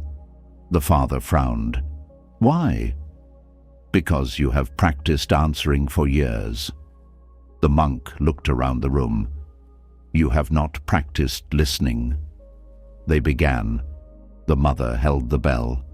"When you come home late without telling me, I feel that this family comes after everything else." The father's face changed. He immediately wanted to defend himself. The monk stopped him. "Repeat what she said." The father tried. "You think I do not work hard enough?" His wife shook her head. "No." He tried again. "You think I don't care about the family?" Closer. Again. "When I do not tell you I will be late, you feel unimportant." His wife's eyes filled with tears. "Yes." Something softened. The facts had not changed, but for the first time she felt heard. Then the father took the bell. "When I come home and the first thing I hear is what I did wrong, I feel like nothing I do is enough." His wife prepared to answer. The monk raised a hand. "Repeat it." She did. At first badly, then better. The children listened. Slowly, the family began discovering how much pain had been hidden beneath accusation. The oldest son's anger toward his father contained fear that he would never be respected as an adult. The younger son's jokes covered the feeling that no one took him seriously. The daughter's silence was not peace. It was loneliness. No one became perfect that day. They argued again the following week. But now something new existed inside the arguments. Awareness. Sometimes someone would stop. Sometimes someone would say, "That is not what you said. That is what I heard." Sometimes they failed completely, then tried again. Buddhist mindfulness is not only something practiced with closed eyes. It can enter a kitchen, a marriage, a disagreement. It can appear in the second before we speak. What am I feeling? What story am I adding? Am I trying to understand, or only to win? A family can spend years proving who is right, while everyone becomes miserable. Being right is not always the same thing as being free. Months later, their home still had noise. But not every noise was anger. There was laughter again. The daughter began staying at the table. The father started sending word when he would be late. The mother sometimes asked a question before making an accusation. Small changes.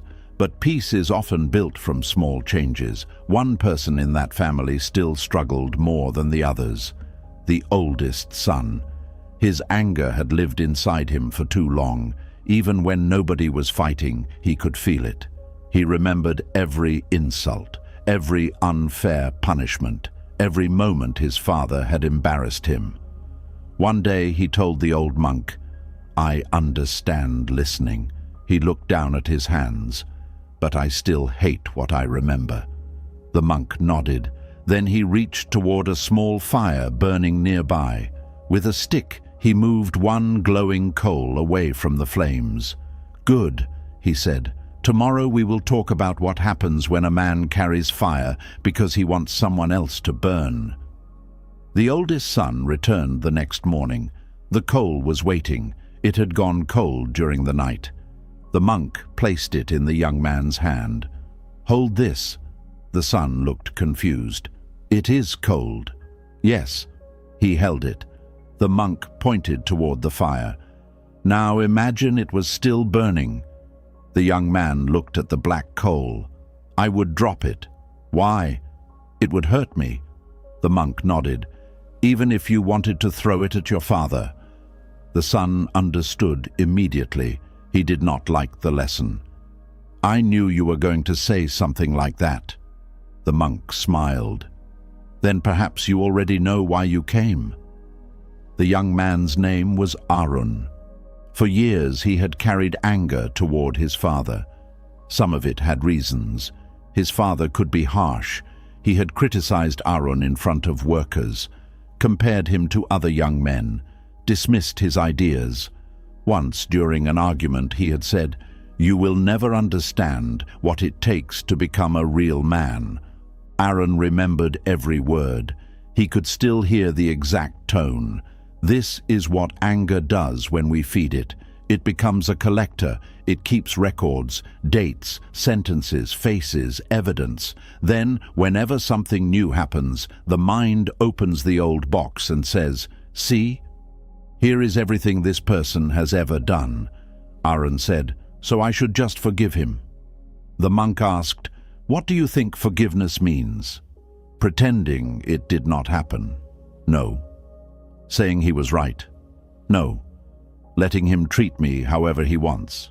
No. Arun looked at him. Then what?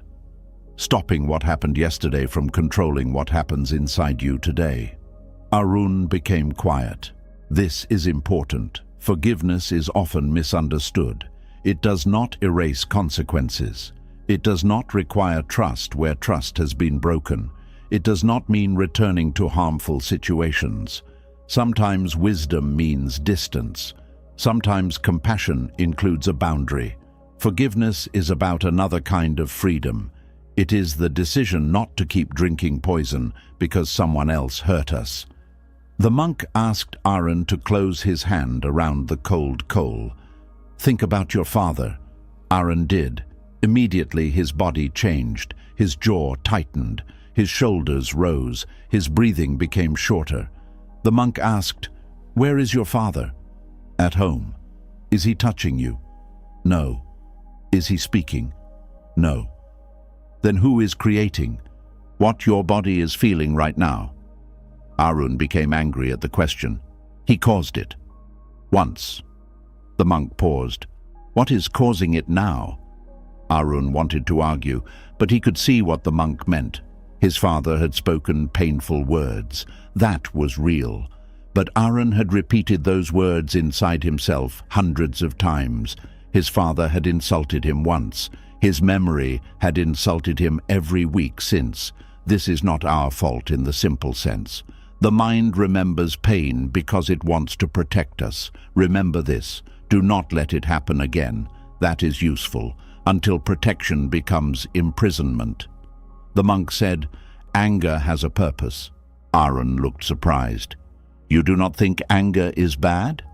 "No feeling is made wise simply by calling it bad."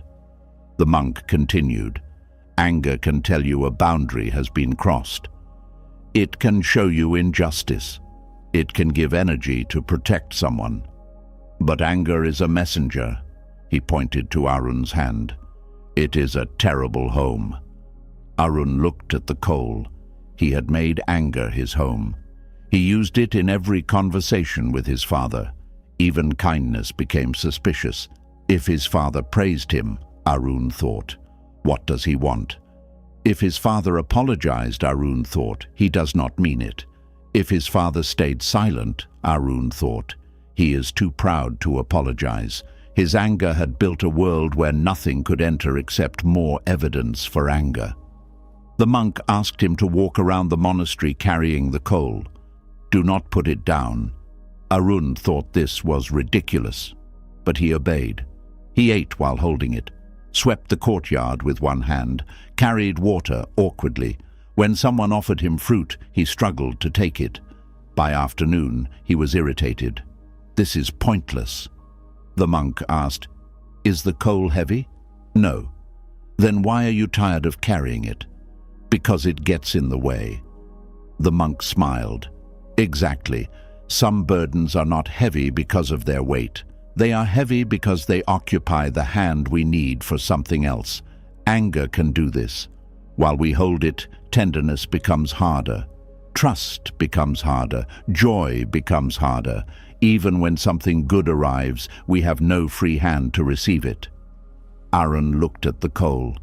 "Then I just drop it. Eventually." "How?" First, understand why you picked it up. That took longer. Arun began talking about his childhood. He had wanted his father's approval. That was beneath almost everything. The criticism hurt because the love mattered. The insults burned because they came from the person whose respect he wanted most. Beneath the anger was disappointment. Beneath disappointment was sadness. Beneath sadness was love. Arun cried. He hated crying. The monk let him. Many people carry anger because sadness feels more dangerous. Anger makes us feel strong. Sadness admits that something mattered enough to wound us. The monk said, "You are not angry because you feel nothing toward your father." Arun knew. He was angry because he had wanted something from his father for years. Acceptance. That evening he returned home. His father was sitting outside. Arun almost walked past him. Then he stopped. "I need to tell you something." His father looked nervous. They had spoken differently since visiting the monk, but some distances remained. Arun said, "When you told me I would never become a real man, I believed you." His father's face changed. "I said that?" "You did." The father looked away. "I was angry." "I know," Arun continued, "but I have carried it since then." His father said nothing for a long time. Then he spoke quietly.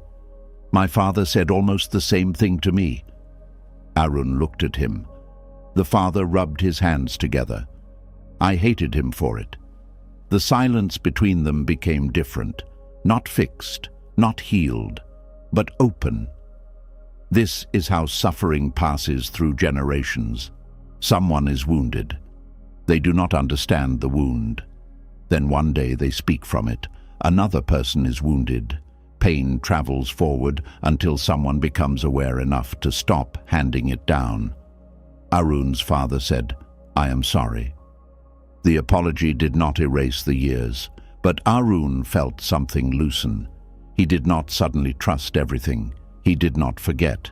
But that night, he placed the coal outside his room. The next morning, he did not pick it up. He still became angry sometimes. Letting go is rarely one grand act. Often we put the coal down many times. The memory returns. Put it down. The old argument returns. Put it down. The desire to punish returns. Put it down. Freedom is practiced. Weeks later, Arun decided to leave the family business for a while. He wanted to know who he was without constantly measuring himself against his father. He traveled into the countryside. There he met a farmer whose life seemed to move from good fortune to disaster and back again. A horse ran away, then returned. An accident happened, then something unexpected followed. Every time the villagers told the farmer whether his life had become lucky or unlucky, he gave them the same strange answer. Arun had spent years deciding that every painful thing was bad. The farmer was about to teach him why life is rarely that simple. Arun met the farmer beside a broken fence. The old man was repairing it slowly. A brown horse stood in the field behind him. Arun offered to help. They worked together until evening. As they worked, villagers passed by. One man stopped and pointed toward the horse. "You are fortunate, old man." The farmer smiled. "Maybe." The villager laughed. "No maybe about it. That is a fine horse." The farmer continued working. "Maybe," Arun noticed. Later, while they ate rice, Arun asked, "Why did you say maybe?" The farmer looked toward the horse. "Because I do not know what the horse will become." "It is a good horse." Today, Arun thought the farmer was simply being difficult. The next morning, the horse disappeared. The gate had been left open during the night. They searched. Nothing. The villagers came. "Terrible luck," one said. "That horse was worth a great deal." "You must be heartbroken." The farmer nodded politely. "Maybe." Arun stared at him. When the villagers left, he asked, "Now, I understand yesterday, but surely this is bad." The farmer asked, "Do you know what happens tomorrow?" "No." "Neither do I." 3 days later, the horse returned, and it was not alone. Several wild horses followed it into the field. The villagers came running. "What incredible luck! You lost one horse and gained many." "You are blessed." The farmer gave the same answer. "Maybe." Arun laughed. "You will say that no matter what happens." "Maybe." Arun laughed harder, but something about the farmer's calm interested him. The farmer was not emotionless. When the horse disappeared, he searched. When the horses returned, he cared for them. He took action, but he did not rush to turn every event into a final judgment. Good, bad, blessing, disaster, success, failure. He left room for life to continue. We rarely do this. Something pleasant happens. This is good. Something painful happens. This is terrible. Someone rejects us. My future is ruined. We get the job. My life is finally beginning. We lose money. Everything is falling apart. We meet someone. This person will make me happy forever. The mind wants conclusions. Conclusions feel safe. Uncertainty does not. But life often refuses to finish the sentence where we want it to. A week later, the farmer's son began training one of the wild horses. The animal threw him. He landed badly. His leg broke. The villagers came again. "What terrible luck!" "Your only son. Now he cannot work." The farmer sat beside his son's bed. He was worried. Of course he was. Acceptance does not mean having no feelings. He wanted his son to recover. He brought water, changed cloth around the injured leg, stayed near him through the night. But when the villagers called the accident a disaster, he said the same thing. "Maybe." This time Aaron became frustrated. "Your son is in pain." "I know." "His leg is broken." "I know." "How can you say maybe?" The farmer looked at him. "I did not say his pain is not real." He placed his hand on his son's shoulder. "I said I do not know the whole story yet." Aaron became quiet. That difference mattered. Buddhist wisdom does not ask us to pretend pain is pleasure, pain is pain, loss is loss. But suffering grows when the mind takes one painful moment and turns it into an entire future. This will never improve. Nothing good can come after this. My life is destroyed. We do not know.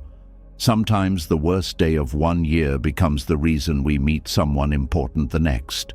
Sometimes a failure sends us toward work that fits us better.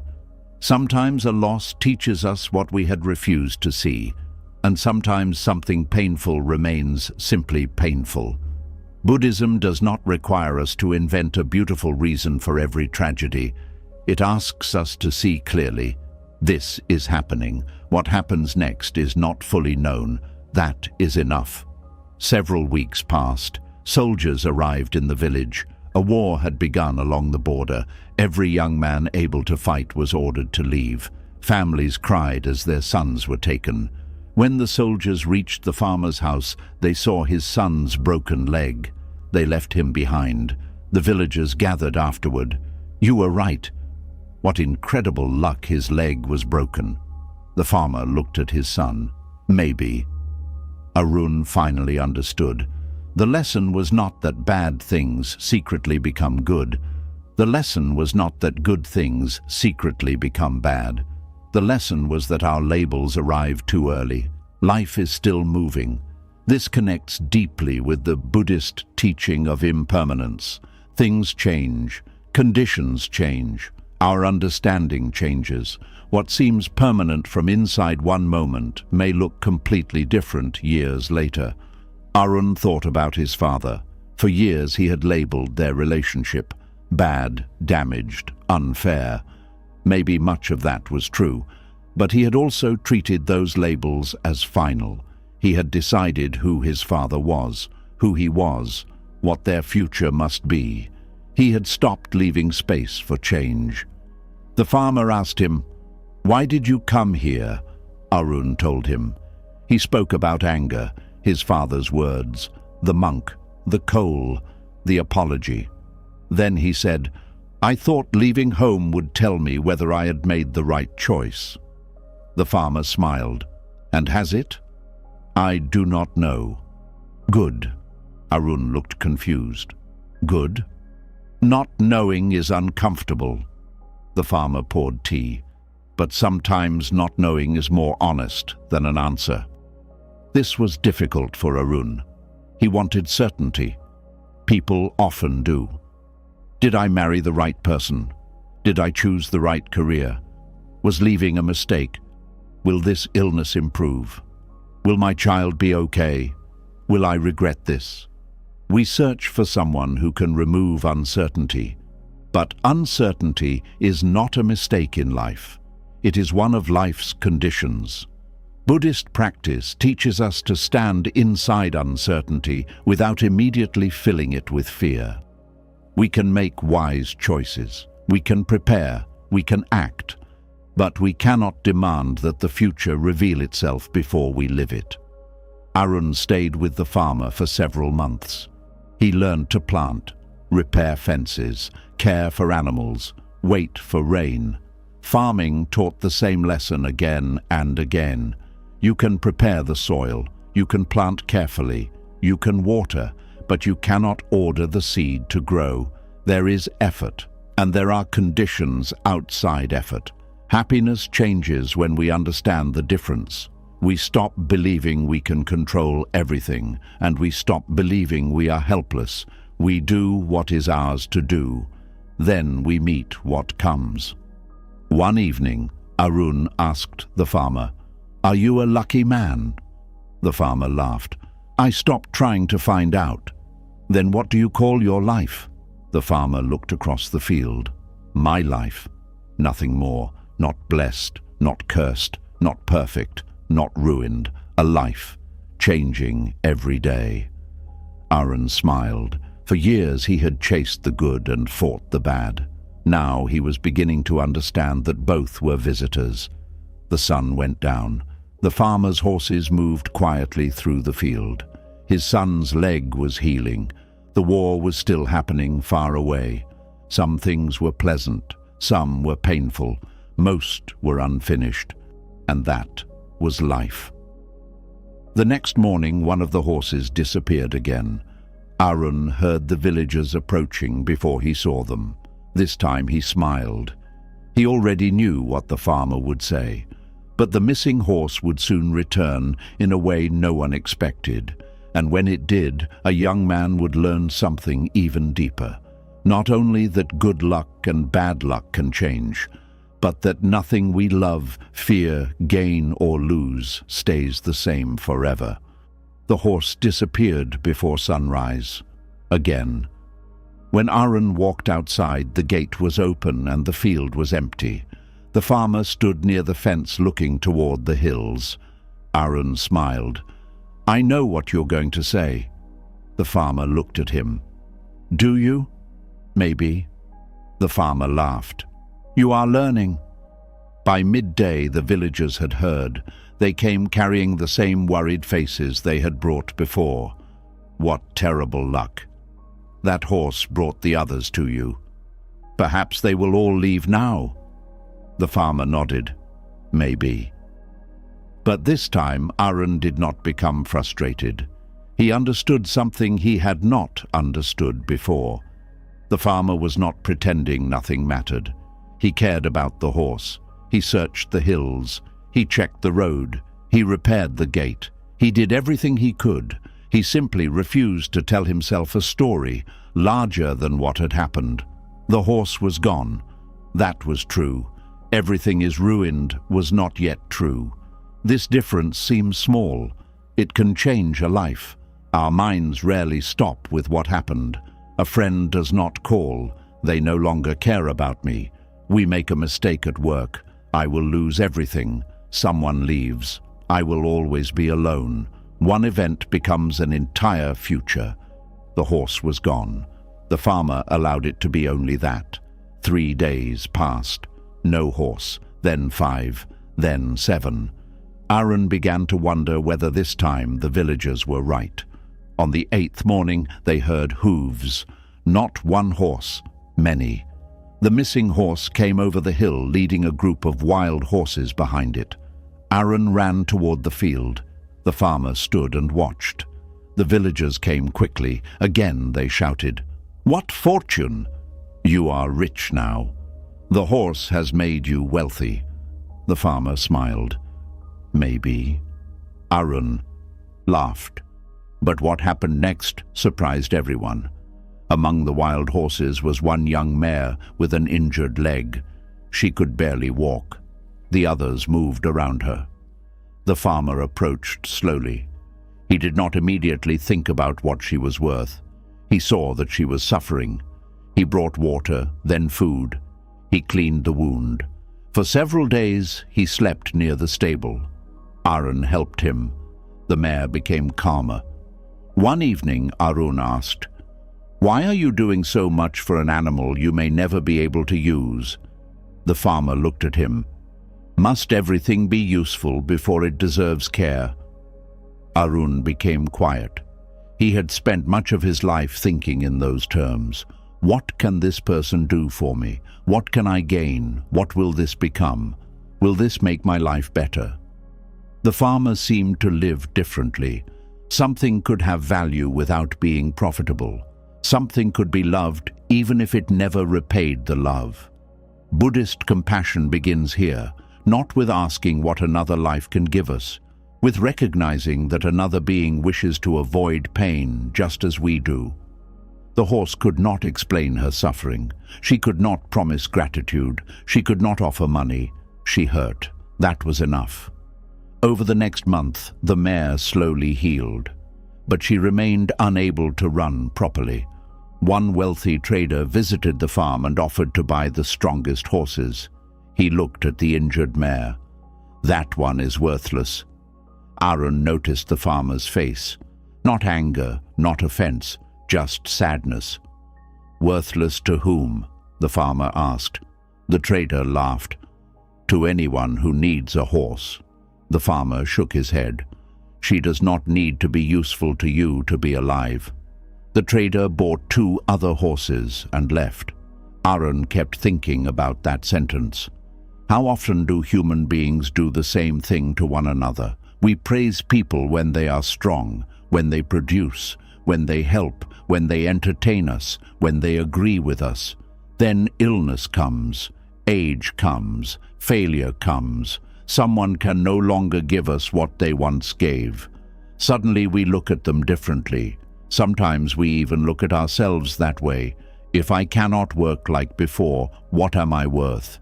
If I am no longer young, who will want me? If I fail, what am I? The Buddhist path asks us to see beneath usefulness. A life has value before it performs anything. Weeks later, something happened that gave the injured mare a strange place in the village. A violent storm arrived. Rain fell for 2 days. The river rose. Water covered the road. One evening, a child from a nearby home disappeared. The villagers searched in the rain. They found footprints leading toward the river. The ground was too wet for most of the horses. They panicked and slipped, but the injured mare moved slowly, carefully. She could not run. That became her strength. Aaron rode her along the narrow path. Because she moved slowly, he noticed something beside a fallen tree, a small hand. The child had become trapped between branches, alive, cold, terrified. Aaron climbed down and pulled him free. By the time he returned to the village, people were crying with relief. The same mare someone had called worthless had carried him safely to the child. The villagers surrounded the farmer. "Your injured horse saved the boy." The farmer smiled. "She helped. What luck that you kept her." The farmer looked at Aaron. Aaron already knew. Maybe. They both laughed, but the farmer's lesson had become deeper. What looks weak today may become useful tomorrow. What looks like a gift may create difficulty. What looks like a loss may open another path. We rarely see the whole movement. We only see one frame. Life is a long story, and we keep judging it from one page. That night, Aaron sat outside the stable. The mare was sleeping.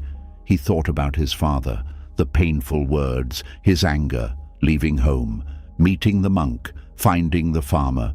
If his father had never wounded him, would he have come here? He did not know, and he no longer needed to know. He was beginning to see that a life cannot be divided so neatly into good things and bad things. Everything touches something else. Loss changes direction. Pain changes people. Unexpected kindness becomes a road. This does not mean suffering should be welcomed. It means we should be careful before deciding we know what a moment will mean forever. The next morning, Arun told the farmer he was ready to continue traveling. The farmer did not ask him to stay. He only said, "Wherever you go, remember the horse." Arun smiled. "Which lesson?" "That depends on what happens next." Arun laughed. Then he began walking. Several days later, he reached a town beside a river. There he met a young man sitting alone beneath a tree. The young man was crying over something that had ended. A friendship, a season, a life. He thought would stay exactly as it was. Arun sat beside him, because the farmer had taught him not to decide too quickly what anything meant, and the young man was about to learn something even harder. Not only can fortune change, everything does. The young man beneath the tree was named Dev. He was holding a letter. The paper had been folded and unfolded so many times that the edges had begun to tear. Arun sat beside him. For a while, neither spoke. Then Dev said, "She is gone." Arun did not ask who. He waited. "My wife." Dev looked toward the river. "She left this morning." Arun thought she had died. Then Dev continued. "She returned to her parents." The pain in his voice was still real. Marriage does not need death to produce grief. Sometimes the person is still alive, still somewhere under the same sky, but the life we built around them has ended. Dev and his wife had married young. At first they were happy, or at least that was how Dev remembered it. They built a small home, opened a shop, made plans.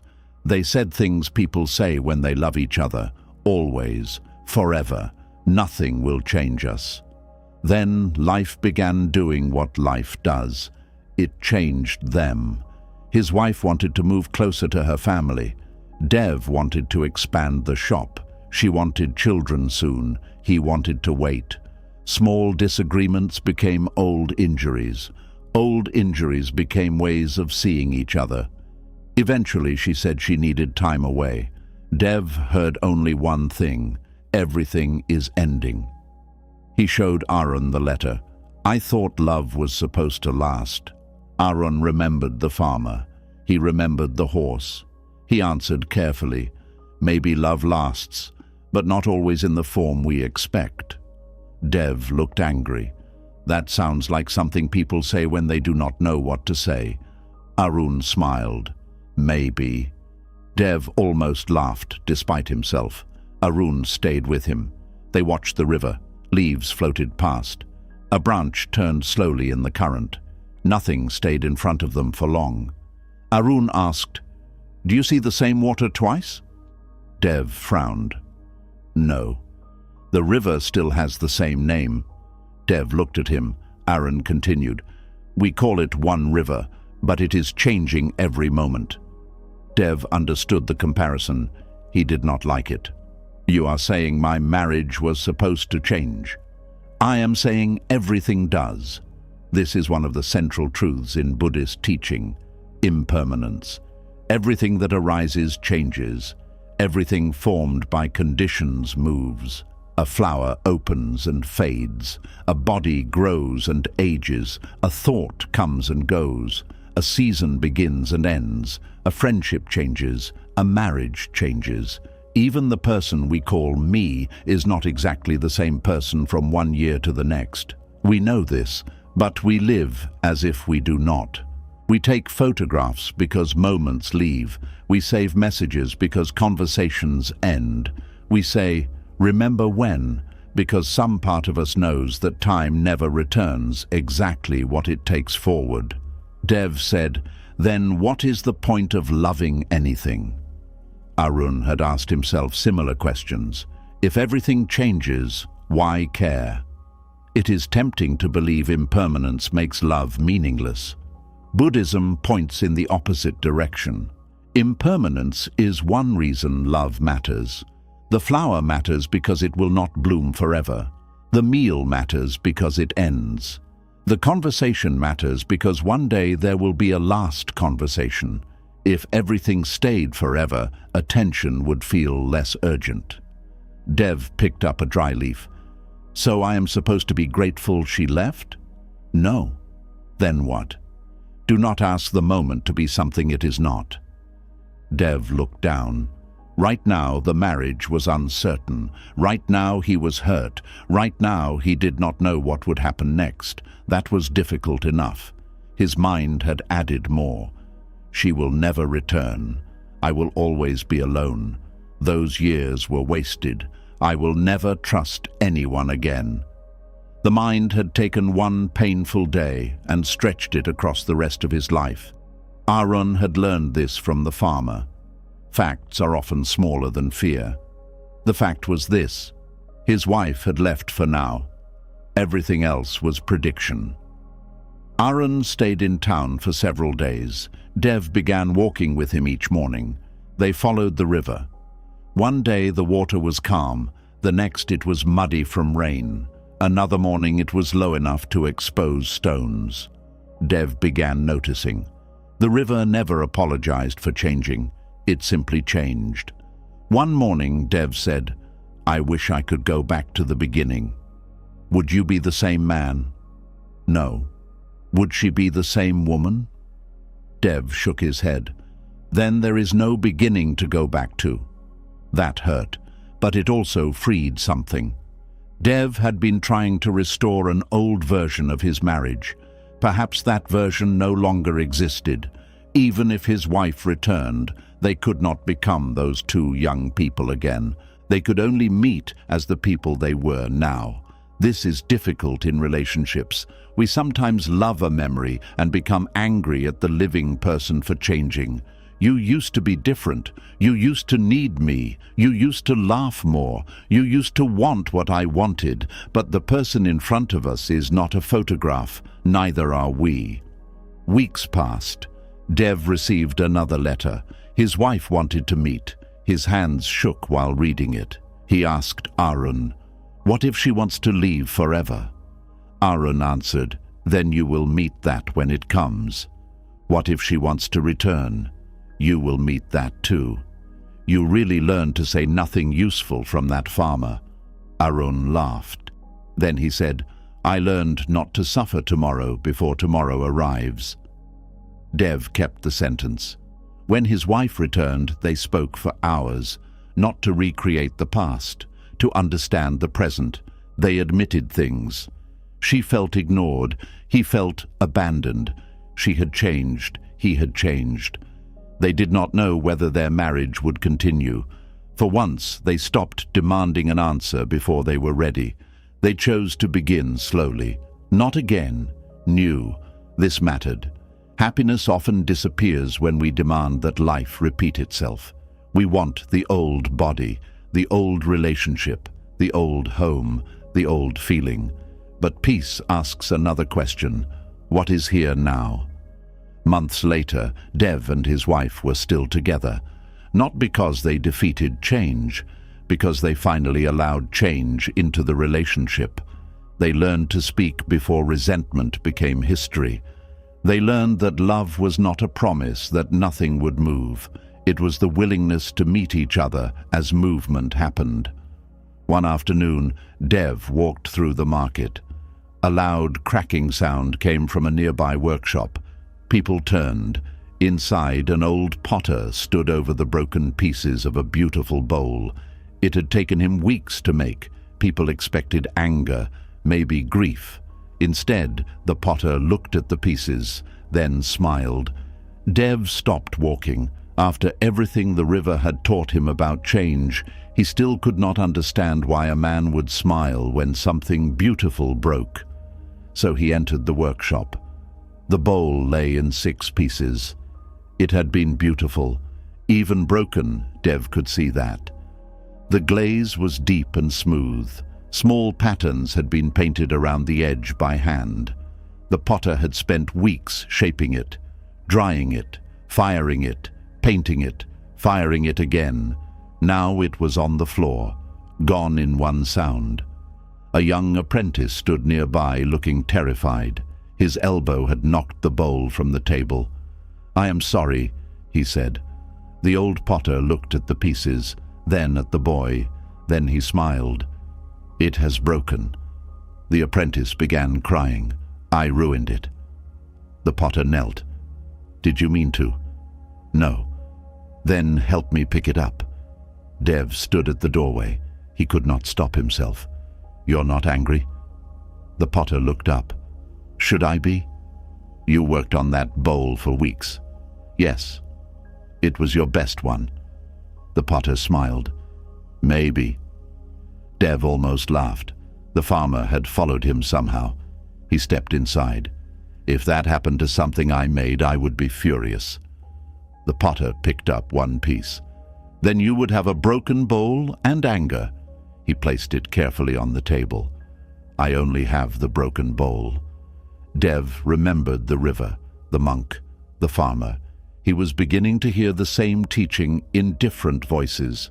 Reality happens once. Then the mind decides how many extra wounds to add. The bowl had broken. That was real. The apprentice's mistake was real, but rage would not repair the clay. The potter asked Dev to sit. For years, he explained, he had been afraid of things breaking. When he was young, he wanted every bowl to be perfect. A crack made him angry. A bad glaze ruined his day. If a customer rejected his work, he felt insulted. His mood depended completely on what came out of the kiln. Good bowl. Good day, bad bowl, bad life. Then his teacher changed him. One afternoon, the teacher handed him a beautiful bowl. "This bowl is already broken," the teacher said. The young potter laughed.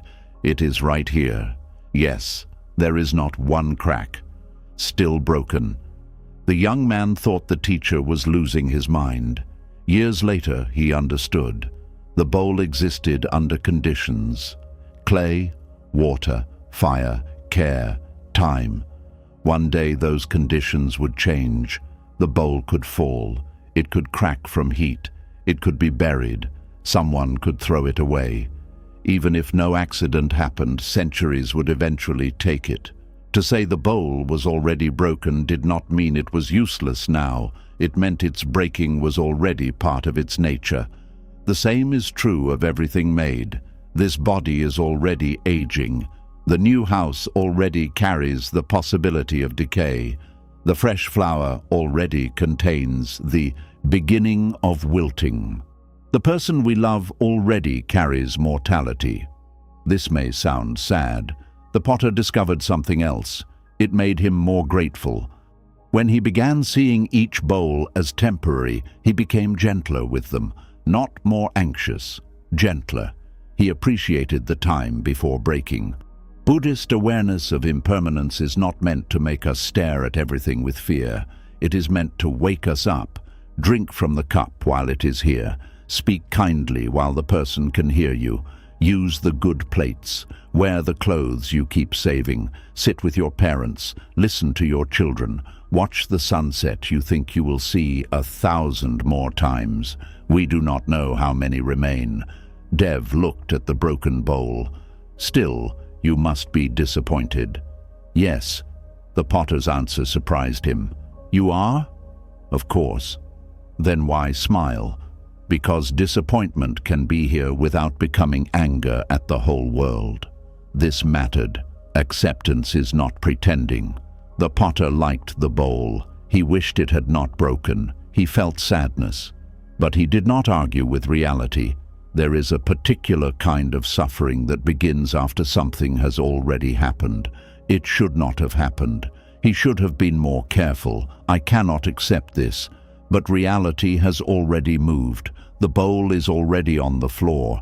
The accident has already happened. The relationship has already ended. The words have already been spoken. We may repair, apologize, learn, protect against repetition, but we cannot force the past to become unbroken. The apprentice still looked ashamed. The potter placed a hand on his shoulder. What did you learn? Keep finished bowls farther from the edge. Good. Anything else? The boy hesitated. Move slower. Good. The potter smiled. Then the bowl taught us before it left. Dev spent several days in the workshop. He watched the potter make new bowls. Some collapsed while being shaped. Some cracked in the kiln. Some came out more beautiful than expected. The potter treated each one as information, not a judgment about himself. Dev recognized another trap. We do this with our failures. Something we create fails, and instead of saying, "This attempt failed," we say, "I am a failure." A relationship ends. I am impossible to love. A business closes. I am worthless. A mistake happens. I am a bad person. The event becomes identity. The potter never looked at a cracked bowl and said, "I am cracked." He adjusted the clay, changed the heat, tried again. One morning, he showed Dev a shelf.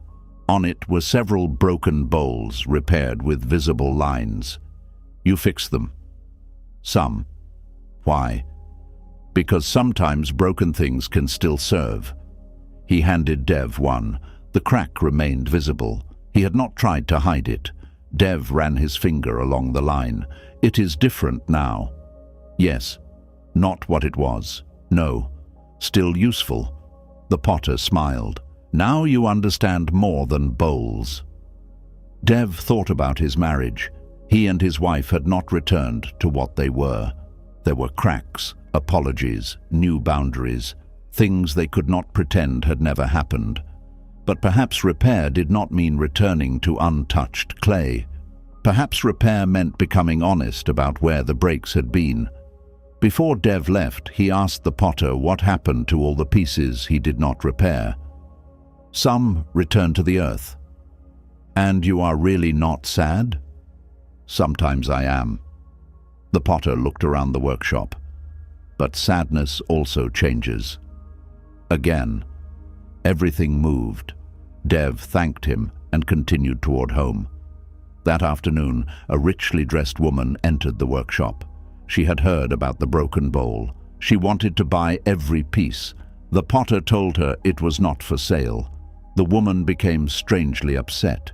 She was known throughout the town for collecting beautiful things. Her house was full. Rooms no one could enter. Boxes she had not opened in years. Clothes she never wore. Gifts she never used. Objects belonging to people who had died long ago. She could not release any of them. The potter looked at her crowded hands. He had learned to accept when things broke. She had built her entire life around making sure nothing ever left, and soon she would discover that holding everything can become another way of losing your life. The woman's name was Tara. She lived in a house people admired from the street. Large windows, carved doors, beautiful gardens, servants, fine furniture. Visitors often said, "You are fortunate." Tara usually smiled. Then she returned to rooms so full she could barely move through them. She kept everything: old dresses, broken lamps, letters, empty perfume bottles, chipped cups, furniture nobody used, childhood toys, her husband's old shoes, her mother's comb, her father's walking stick, boxes of cloth, boxes of plates, boxes inside larger boxes. If something had once mattered, Tara believed letting it go would be wrong. At first, no one noticed. She was wealthy. Wealth can hide excess for a long time. A poor person's clutter looks like clutter. A rich person's clutter can look like a collection, but eventually rooms disappeared beneath objects. One bedroom became storage, then another, a hallway filled with chairs. The dining room held boxes against two walls. Servants stopped asking whether things could be removed. They already knew the answer. No. Always no. When Tara entered the potter's workshop and heard that the broken bowl would not be sold, she felt something rise inside her. "But it is broken." "Yes," the potter said. "Then why keep it?" "I am not keeping it." "What will you do?" "Return the pieces to the earth." Tara stared at him. "That is wasteful." The potter smiled. "You wanted it because it was broken." "I wanted it because it was beautiful." "It is still broken." "I could keep it safe." The potter looked at her gently. "From what?" She had no answer. The bowl had already broken. There was nothing left to protect it from. Still, Tara wanted possession. This was the habit of her life. If something moved toward ending, she grabbed it harder. The potter noticed. "What are you afraid will happen if you let something go?" Tara became defensive. "I am not afraid." "Then leave the pieces." She could not. That was how she knew. The potter invited her to sit. She almost refused. Then something about his calm annoyed her enough to stay. He asked about her house. She told him about her collections, proudly at first, then more quietly. "My mother died 12 years ago." The potter listened. "I still have everything from her room." "Everything? Everything? Why?" Tara looked toward the broken bowl. "If I throw things away, it feels like losing her again." There it was. The objects were not the problem. Grief was underneath them. Just as the monk had once clung to his teacher's bowl, Tara had turned possessions into guards against change. Her mother's scarf was not cloth anymore. It was her mother. Her father's chair was not furniture. It was her father. Her husband's letters were not paper. They were proof that a younger life had existed. If she removed the object, her mind whispered, the person will disappear too. We understand this. A sweater can become a person. A voice recording can become a relationship. A house can become childhood. There is nothing wrong with keeping meaningful things. Memory needs places to rest. The suffering begins when we believe the object must stay because love cannot survive without it. The potter asked Tara to bring him one thing she had not used in 10 years. The next morning she returned with an old wooden spoon. It had belonged to her mother. "Throw it away," the potter said. Tara's face hardened. "No." "Give it away." "No." "Then why did you bring it?" "You asked me." He smiled. "Good." He placed the spoon between them. "What happens in your body when I tell you to release it?" Tara noticed. Her chest tightened. Her hands became cold. Her mind filled with memories. Her mother cooking. Her mother laughing. Her mother growing sick. The final weeks. The empty room. Tara began crying. Not because of the spoon, because 12 years of grief had been waiting inside it. The potter did not ask her to throw it away again. Instead he said, "Tell me about her." So Tara did, for an hour, then 2. When she finished, the potter pushed the spoon gently back toward her. "Take it home." Tara looked surprised. "I thought you wanted me to let it go." "I want you to understand what you are holding first." This is an important part of letting go. We cannot force release before understanding attachment. Sometimes people tell us, "Move on. Get rid of it. Stop thinking about the past." But clinging often protects something tender: fear, love, grief, identity. Before the hand opens, the heart may need to be heard. Tara returned several times. Each visit she brought one object: a cracked cup from her childhood, a dress she had not worn in 20 years, her father's old account book, a toy belonging to her grown daughter. They spoke about each one. Some she kept, some she gave away, some she threw out. The point was not to empty the house. The point was to stop believing every object carried a piece of her soul. The first time Tara gave something away, it was a warm coat. She had 3 similar ones. A widow in the village had none. Tara held the coat for a long time. Then she placed it into the woman's hands. Something painful happened, then something beautiful. The coat left. The memory stayed. Her mother did not disappear, her past did not vanish, but someone was warm. Tara walked home feeling lighter. This surprised her. She had always believed keeping created safety. Giving created another kind of safety, the knowledge that something could leave her hands without destroying her. That became her practice, one object at a time, one fear at a time.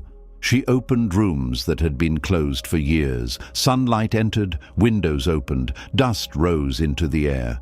She found things she had forgotten she owned. That alone taught her something. How precious could something really be if she had forgotten it existed? Some possessions serve our lives. Others quietly demand that our lives serve them. Clean me, store me, protect me, fear losing me. Remember why you bought me. The house had become a temple to everything Tara could not release.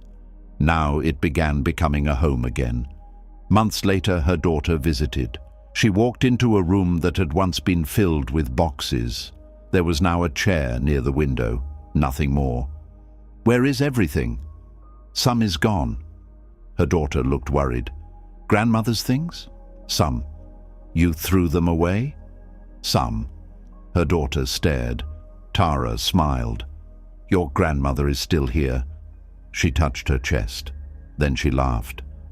And probably in half the things I still kept. They both laughed. Tara did not become someone who owned nothing.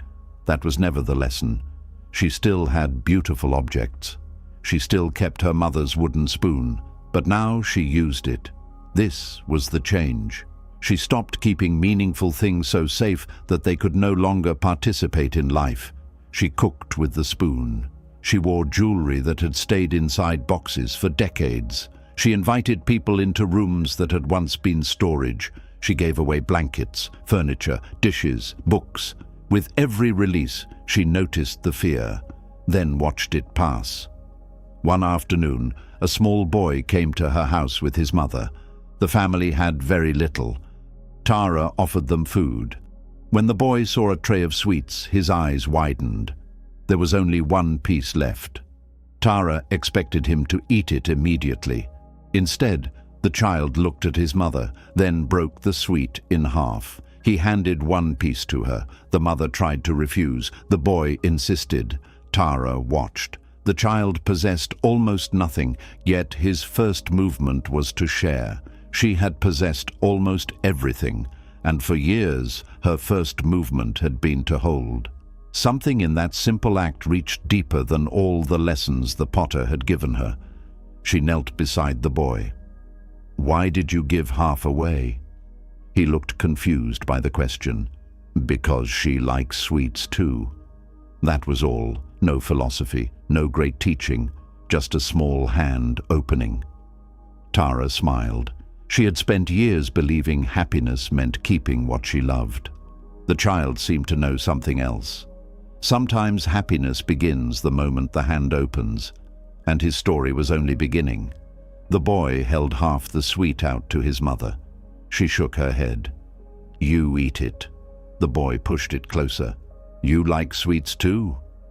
Tara watched from across the room. There was nothing unusual about the sweet. Sugar, flour, a little honey, something small, something that would be gone in a few bites. But Tara could not stop looking at the boy's hand. Open, giving. He had very little, and somehow very little had not taught him to hold everything tightly. Tara had spent years surrounded by more than she could use, and more had made her afraid to lose. The child seemed to know something she had learned only after years of suffering. Keeping is not always the same as having, and giving is not always the same as losing. The boy's name was Niran. He lived with his mother in a small room near the edge of town. His father had died when he was very young. His mother washed clothes for wealthy families. Some weeks they had enough. Some weeks they counted every coin. Niran knew what hunger felt like. That was why Tara was surprised. A child who had known hunger should have wanted the whole sweet. At least that was what she believed. Instead, he had divided it. Tara asked him, Were you not afraid there would be no more? Niran thought about the question. There might not be. And you still gave half away? He nodded. Why? He looked at his mother. Because eating it alone would not taste as good. The answer was simple, but Tara felt it. There is a kind of happiness that comes from getting what we want. Buddhism does not deny this. Good food tastes good. Comfort feels pleasant. Being given something we enjoy can bring joy. But there is another kind of happiness, quieter, deeper. The happiness that comes when the mind stops asking only, what can I get, and begins asking, what can I give? This is generosity. In Buddhist teaching, generosity is often placed near the beginning of the path, not because giving makes us holy, because giving trains the hand to open. And when the hand opens, something in the mind often opens with it. Niran did not know any of those words. He simply knew that his mother's face changed when she tasted the sweet. She smiled, and her smile became part of his own happiness. That afternoon, Tara gave them a basket of food. Niran's mother tried to refuse some of it. This is too much, Tara said. I am learning that too much is sometimes exactly what should leave the house. They laughed. Niran carried the basket home. On the way, they passed an old man sitting beside the road. He was thin. His clothes were dirty. Niran stopped. His mother already knew what would happen. He reached into the basket. She said, "We need that food too."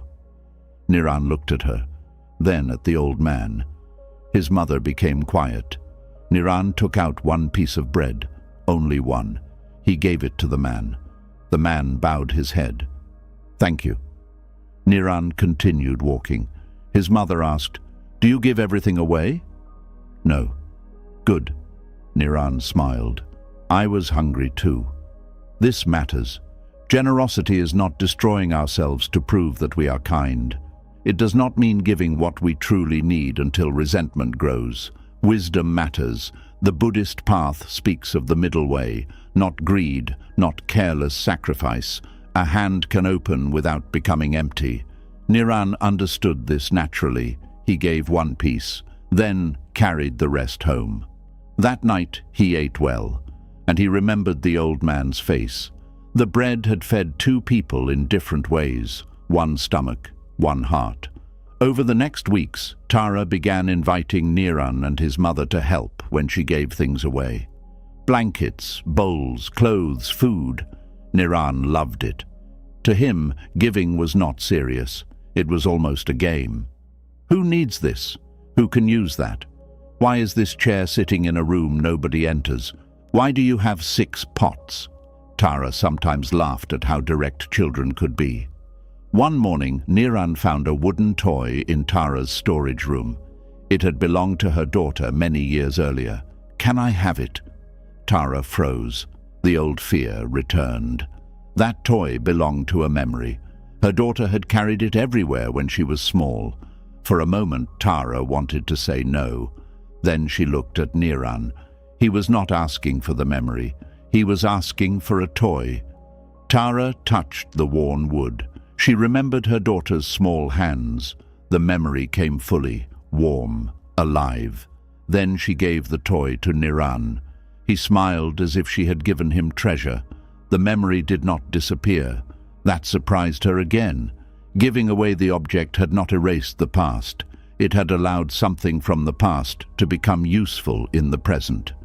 Niran ran outside with the toy. Within minutes, another child saw it. They played together. Tara watched through the doorway. The toy had spent 15 years inside a box. Now it was moving again. She thought about how often we preserve things by removing them from life. We save the good dishes, save the special clothes, save the money, save the words we want to say, save affection until someone deserves it, save apologies until the right moment. Then time moves, and sometimes the thing we were protecting never gets used. Buddhist awareness asks us to remember that this moment will not stay.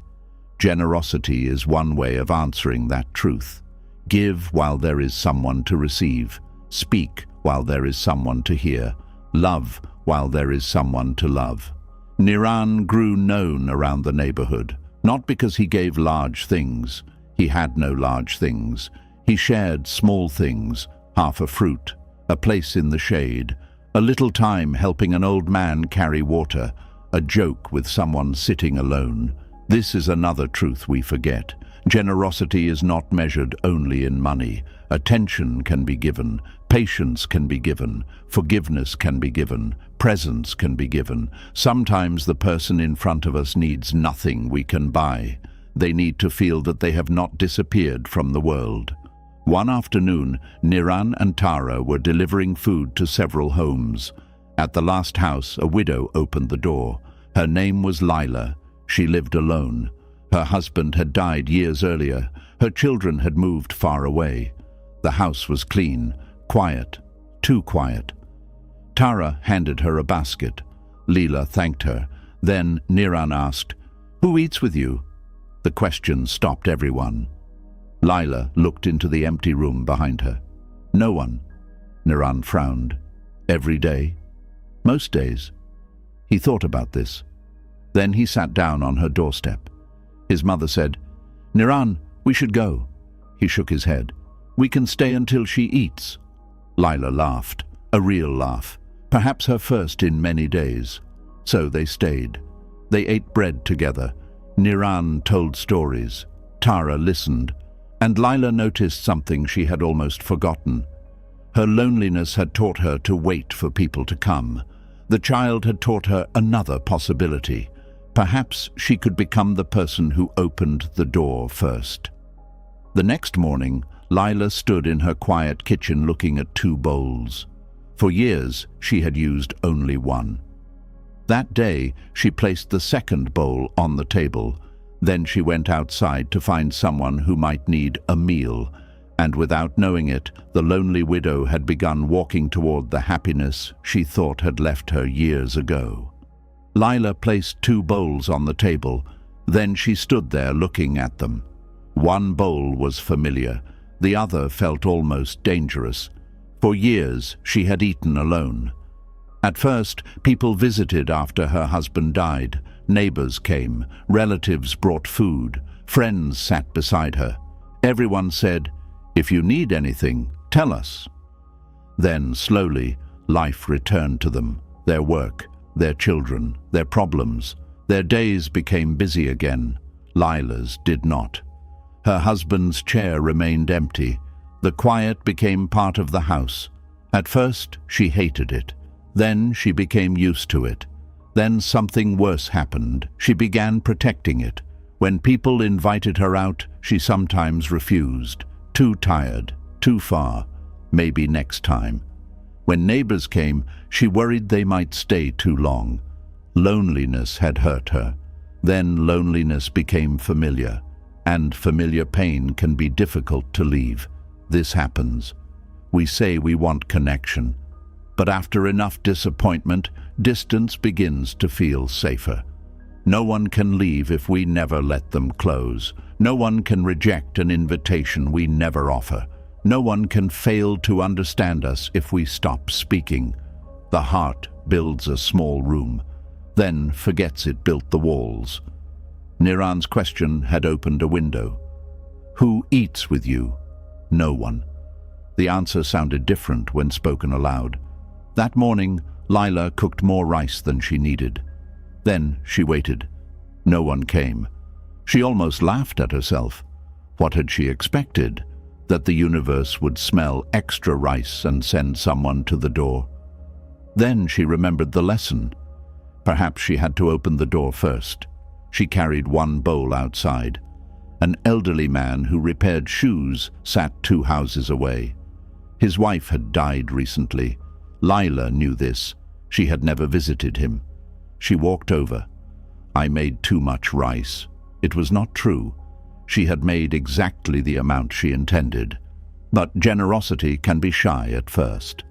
The man accepted. Will you eat with me? Lila asked. He looked surprised, then nodded.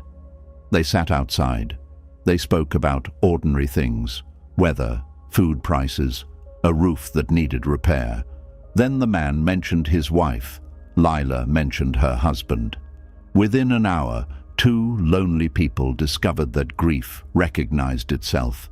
The next day, Lila cooked again. This time, she invited a young mother whose husband worked long hours. Then a woman who had recently moved into the village. Then two children whose parents were at the market. The second bowl became normal. Then she bought a third. Something changed inside her house. There were crumbs on the table, shoes near the door, voices, sometimes too many voices. Lila loved it. Not every day. Some days she still wanted silence. That was fine. The point was not to escape being alone forever. The point was that loneliness no longer made every decision. Buddhist teachings speak often about compassion, but compassion is not only a feeling, it becomes real through action. We can feel sorry for someone and remain still. Compassion moves. It asks, what can reduce suffering here? Sometimes the answer is food, sometimes a ride, sometimes listening, sometimes sitting beside someone for 10 minutes without trying to repair their life. Lila discovered another strange thing. The more she thought about who might need something, the less time she spent measuring what was missing from her own life. Her husband was still gone. Her children still lived far away. The evenings could still become quiet. But her attention was no longer trapped completely inside absence. One evening, she told Tara, I thought happiness would return when I stopped feeling lonely. Tara asked, and now? I think happiness returned while I was helping someone else feel less lonely. This is an important difference. We often wait to become whole before we give. When I am happier, I will help. When I have more money, I will share. When my life becomes easier, I will be kinder. But sometimes the giving becomes part of the healing. Not because service magically removes grief, because suffering makes the world small. Compassion makes it larger again. Lila began visiting the monastery once a week. The old monk asked her what she was learning. She said, that I have more than I thought. What do you have? Time. He nodded. Food. He nodded. Attention. The monk smiled. Anything else? Lila thought. Pain. The monk looked at her, and somehow even that can be given. What do you mean? I know what loneliness feels like, so I notice it faster in someone else. The monk nodded. Exactly. A wound understood deeply can become compassion. Not every wound does. Some wounds become bitterness, but awareness can change the direction. The person who knew hunger may become the person who feeds. The person who knew abandonment may become the person who stays. The person who knew what cruel words can do may become careful with speech. Pain does not automatically make us wise, but pain can become material for wisdom. Years passed. Lila's house became known as a place where there was usually another bowl. Travelers sometimes ate there. Children stopped by. Old people came for tea. People in grief came because Lila did not rush them. She knew that some sadness did not want advice. One evening a stranger arrived. He carried a large pack. His clothes were dusty. He had the tired face of someone who had been walking for a long time. Lila offered food. He accepted. During the meal she asked, "Where are you going?" The traveler smiled. "I do not know yet." "Where have you been?" "Almost everywhere." "Why?" He looked down at his bowl. "I am searching for a place where people are truly happy." Lila smiled gently. "Have you found it?" "No." He had visited wealthy cities, quiet villages, mountain monasteries, beautiful islands, royal courts. He had met people with money who wanted more, people with families who felt alone, people with freedom who were afraid, people with little who laughed easily. Nothing stayed simple. Every place had joy, every place had suffering. Still, he believed somewhere there must be a perfect life, a place where nothing painful happened, a place where everyone had enough, where relationships did not break, bodies did not fail, no one felt lonely, no one feared the future. Lila listened. Then she asked, "If you find such a place, what will you do? Stay there? For how long? Forever?" Lila almost laughed, not at him, at the word, forever. She had once used it too, about marriage, about home, about how life would feel. Then everything changed. The traveler asked, "You do not believe such a place exists?" Lila looked around her small house. There were 3 bowls on the table. One chair was still her husband's old chair. She had never replaced it. "I believe happiness exists." The traveler leaned closer, but not without sorrow.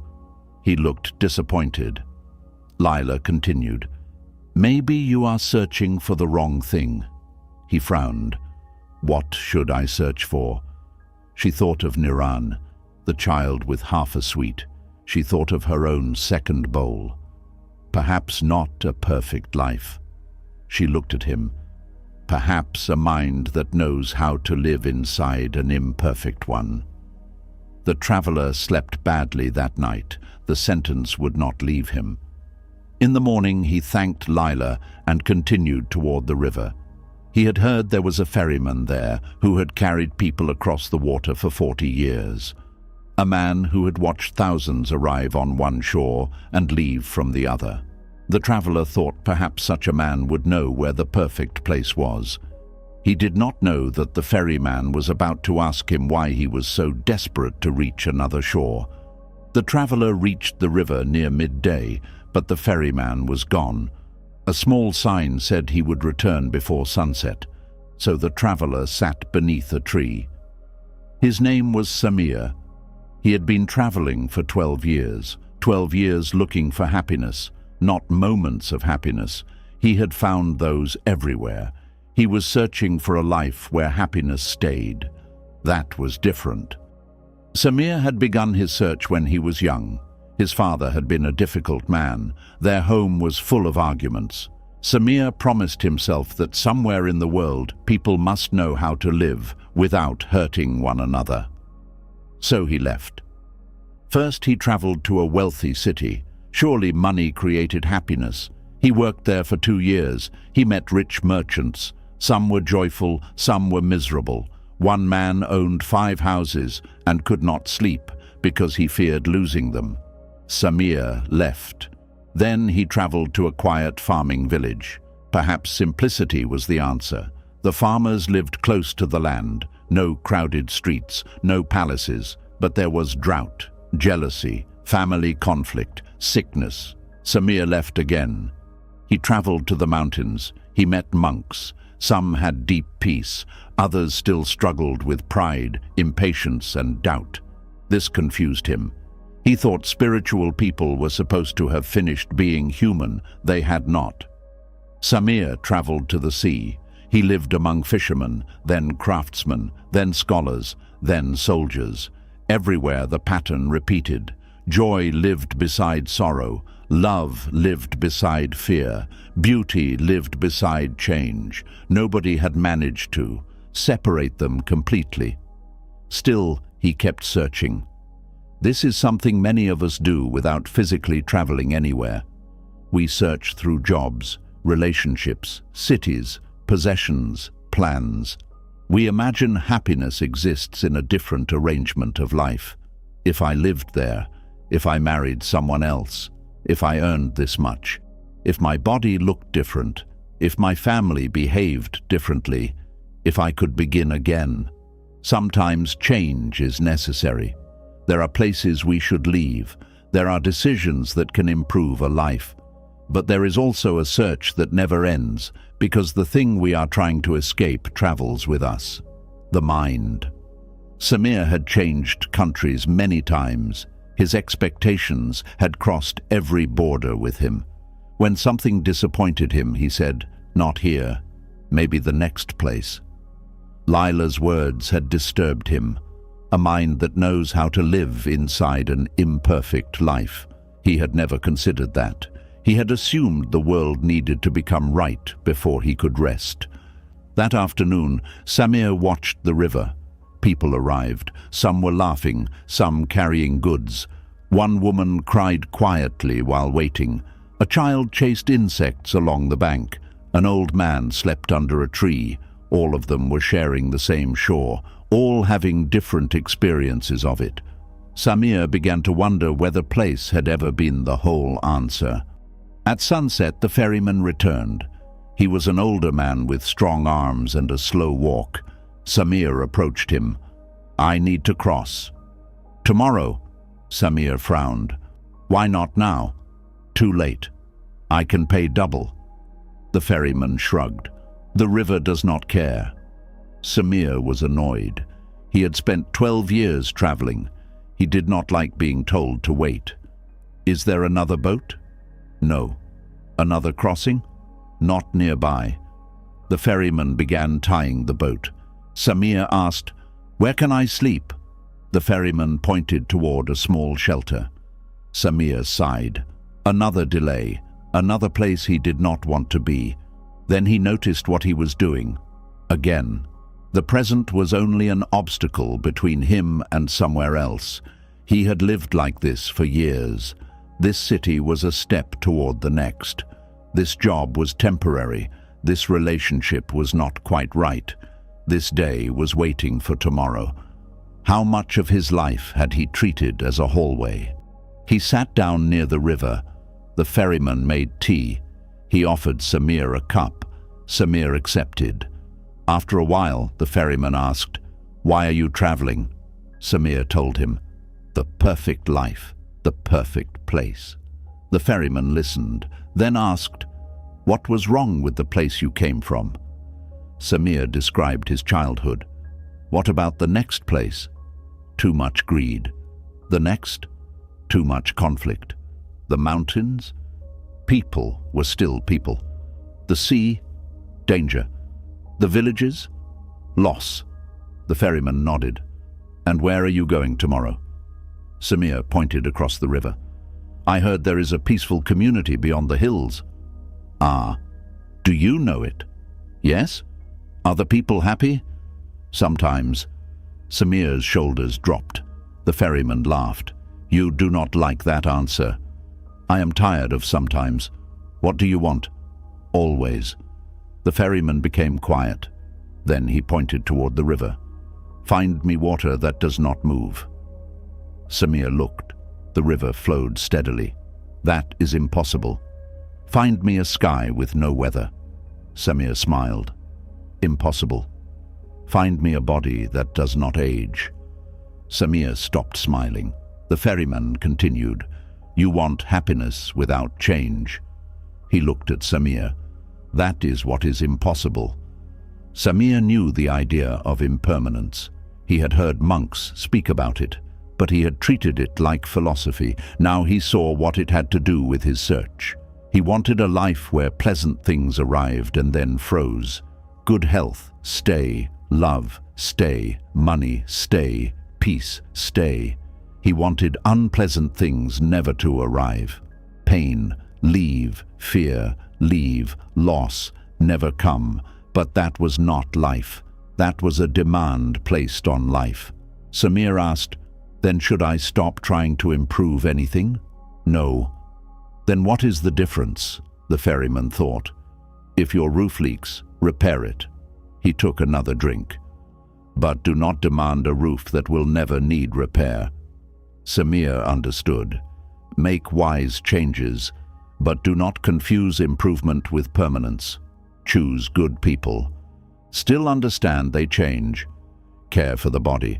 Still understand it ages. Build a home. Still understand nothing built lasts forever. Love deeply.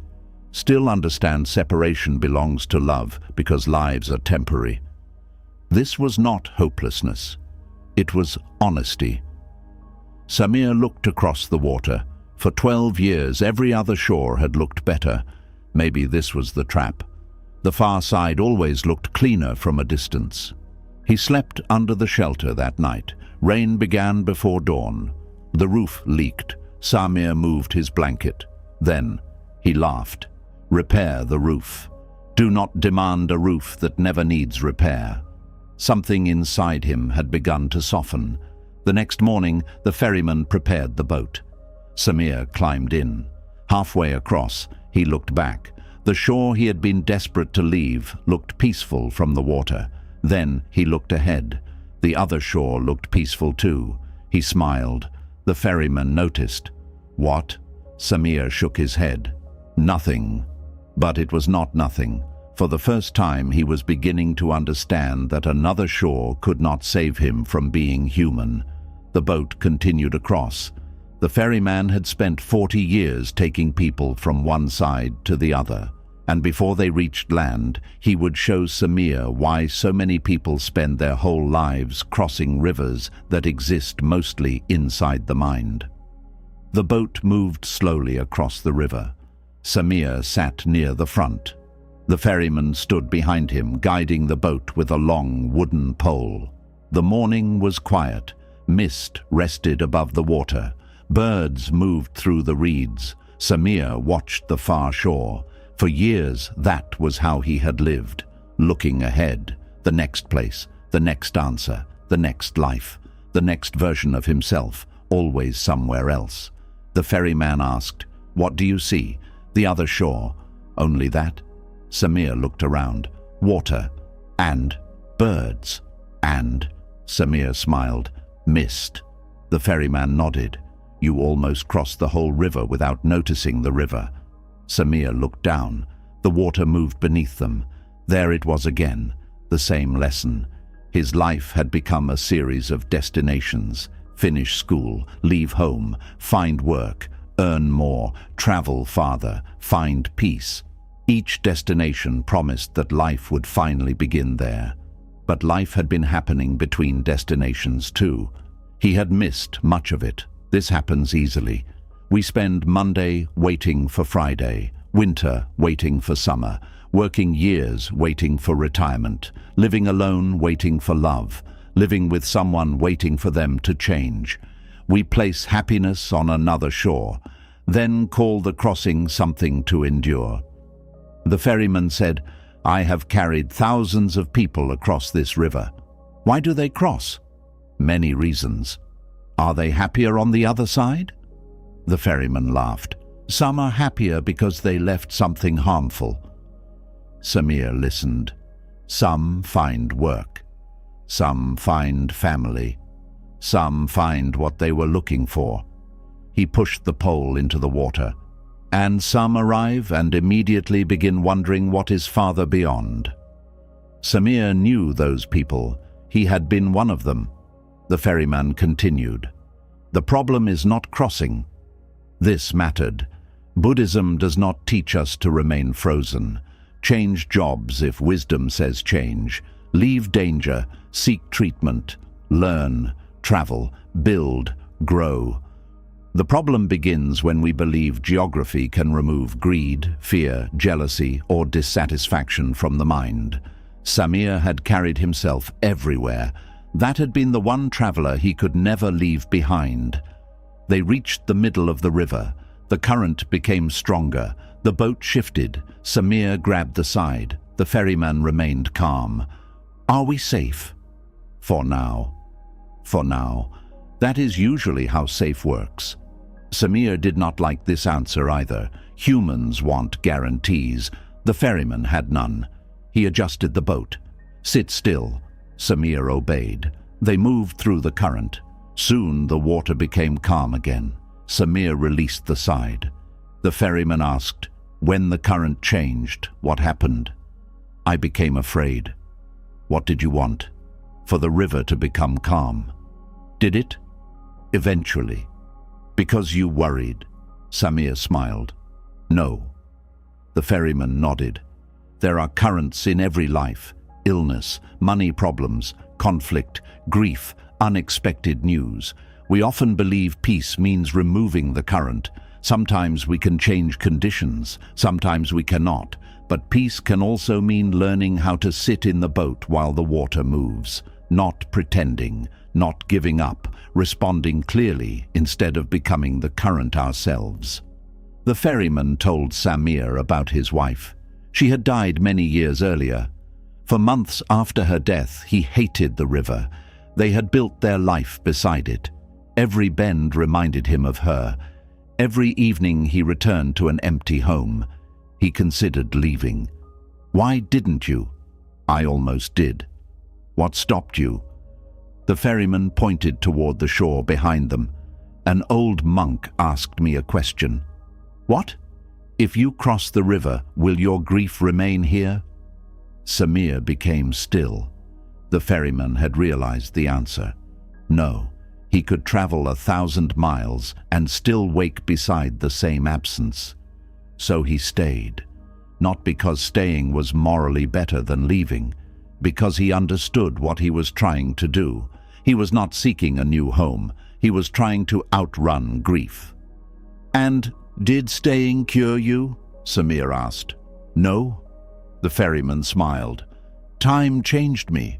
Practice changed me. People changed me. Grief changed too." He looked at the water. "I stopped asking the river to carry away something I needed to learn to carry differently." Samir remembered Suri. He did not know her story, but the truth was the same. Pain changes shape when we stop demanding that it disappear immediately. The ferryman said, "For years I thought the other shore meant freedom." "What changed?" "I crossed enough times."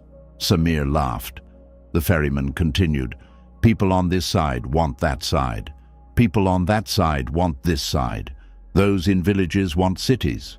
Those in cities want quiet. The young want independence. Some older people want youth. The poor want money. Some rich people want simplicity. We keep turning somewhere else into a promise." Samir asked, "Then what is the other shore really?" The ferryman smiled. "Sometimes it is just more land." Samir laughed. Then the ferryman became serious. "In Buddhist teaching, crossing to the other shore can mean freedom." "Freedom from what?" "From being ruled by craving." Samir looked at him. "Not from wanting anything, not from having goals, from being ruled by the belief that happiness must always be somewhere else. Craving says, this moment is not enough because another moment might be better. Craving says, become this and then you can respect yourself. Get this person and then you can feel complete.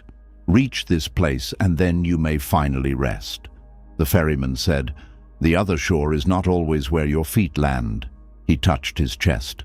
"Sometimes it is the moment the mind stops running." The boat drifted quietly. Samir suddenly noticed the sound of water against wood. Small, rhythmic. He felt the morning air on his face. For several seconds, nothing needed to happen next. No destination, no answer, no perfect life. Only the boat, the river, his breath, this moment. It was not dramatic, no great revelation, no light from the sky. But Samir felt something he had spent 12 years chasing. Enough. Then the boat touched land. The ferryman tied the rope. Samir stepped onto the other shore. He looked around. A dirt road, trees, several houses in the distance. Nothing magical. He began laughing. The ferryman laughed too. "This is it?" "This is it." Samir had crossed the river. The world had not become perfect. He was still himself, and strangely that no longer felt like failure. Before leaving, Samir asked, "Should I continue to the community beyond the hills?" The ferryman shrugged. "If you want." "Do you think I will find happiness there?" "Sometimes." Samir smiled. This time the answer did not disappoint him. He finally understood. Happiness was not a country. It was not a permanent weather inside the mind. It came. It went. Peace grew from learning not to build a prison around either condition. Samir thanked the ferryman. Then he began walking toward the hills. Not because he believed perfection was waiting there, because walking was simply what came next. Several days later, he reached a monastery. There he met a scholar surrounded by books. The man could explain suffering, impermanence, craving, compassion, meditation. He knew the teachings better than almost anyone Samir had met. But while Samir watched him speak, he noticed something strange. The scholar knew exactly what happiness was supposed to be, and yet he did not seem happy at all. Samir had spent years searching the world for the truth. The scholar had spent years reading about it. Now both men were about to discover that knowing the path and walking it are not the same thing. The scholar sat surrounded by books, stacks of them, old scrolls, copied teachings, commentaries written by monks who had died hundreds of years earlier. He could explain almost anything: impermanence, craving, attachment, compassion, the Four Noble Truths, the Eightfold Path. If someone asked a difficult question, he usually had an answer. People traveled a long way to hear him speak. Samir listened from the back of the hall. The scholar spoke beautifully. Suffering grows from craving. Everything changes. Peace comes when attachment loosens. Samir recognized the words. He had learned many of them during his travels, but he noticed something strange. When a student asked a question the scholar did not like, his face tightened. When someone disagreed, he became impatient. When another teacher was praised, he became quiet. Not peaceful quiet, wounded quiet. After the talk, Samir remained behind. The scholar was putting away his books. Samir asked, "May I ask you something?" The scholar nodded. "You know a great deal about happiness." "I have studied for 30 years. Are you happy?" The scholar stopped moving. Samir immediately regretted the question, but the scholar did not become angry, not at first. "What do you mean? You teach people how to suffer less." "Yes, but you seem troubled." The scholar's face changed. He closed the book in his hands. "Knowing suffering does not mean never suffering." Samir nodded. "I know." The scholar looked at him. There was no accusation in Samir's face, only curiosity. That made the question harder. Finally, the scholar sat down. "So you noticed?" Samir sat across from him. For a long time, the scholar said nothing. Then he spoke. "I know what I should feel." Samir waited. "That may be the problem." The scholar had spent most of his life studying. When he was young, he loved learning. Every teaching felt alive. Every sentence opened something. He would sit beneath trees reading until darkness made the words disappear. But slowly, knowledge became identity. He became known as the man who understood. People came to him for answers. Students admired him. Other scholars debated him. And somewhere along the way, being right became more important than being free. This can happen even with wisdom. The mind can turn anything into something to possess. Money, status, a person, even spiritual teaching. The scholar could explain attachment while being deeply attached to his reputation as someone who understood attachment. He could lecture about ego while secretly needing people to admire him. He could speak about impermanence while fearing that another teacher might become more respected. The teaching was in his mouth, not always in his life. Samir asked, "Did you ever practice what you studied?" The scholar looked offended. "Of course." Then he became quiet. He remembered. Years earlier, he had meditated every morning, slowly, without trying to become impressive. Then invitations came, students came, responsibilities came. Soon he spent more time preparing talks about meditation than meditating. He taught generosity but became protective of his books. He taught patience but became angry when students learned slowly. He taught compassion but avoided people whose grief made him uncomfortable. He knew the map. He had stopped walking. This is a danger in every kind of learning. Knowing the name of water does not remove thirst. Reading about food does not remove hunger. Understanding the idea of forgiveness does not release resentment. we can know exactly why we suffer and still repeat the same habits every day. The scholar looked around at the books. I thought understanding would change me. Didn't it? Some. He smiled sadly. But not enough. Samir remembered the ferryman. The river had taught him more through one crossing than many clever explanations had. The scholar asked, "What should I do?" Samir almost laughed. "You are asking me?" "Yes. I came here because I thought you would know." For the first time that day, the scholar laughed. A real laugh. It loosened something. Samir said, "The ferryman who brought me across the river told me something." "What?" "Sometimes the other shore is the moment the mind stops running." The scholar looked at his books. His mind had been running for years, toward recognition, more knowledge, more certainty. The next morning he did something unusual. He cancelled his lecture. Students complained. Some were disappointed. The scholar walked into the monastery garden instead. At the far end, an old gardener was trimming a small tree. The scholar had seen him hundreds of times, but he had never spoken to him for more than a few seconds. The gardener could not read. He knew almost none of the formal teachings. The scholar had once assumed this meant the old man knew very little. That morning, he sat nearby. The gardener continued working. After several minutes, the scholar became impatient. "Aren't you going to ask why I am here?" The gardener looked at him. "Are you here?" The scholar frowned. "Of course." The gardener smiled. "Then stay." That was all. The scholar sat. 5 minutes passed. Then 10. His mind began producing thoughts. "I should be teaching. People are waiting. This is a waste of time. What can this gardener possibly teach me?" He noticed each thought. For once, he did not turn it into a lecture.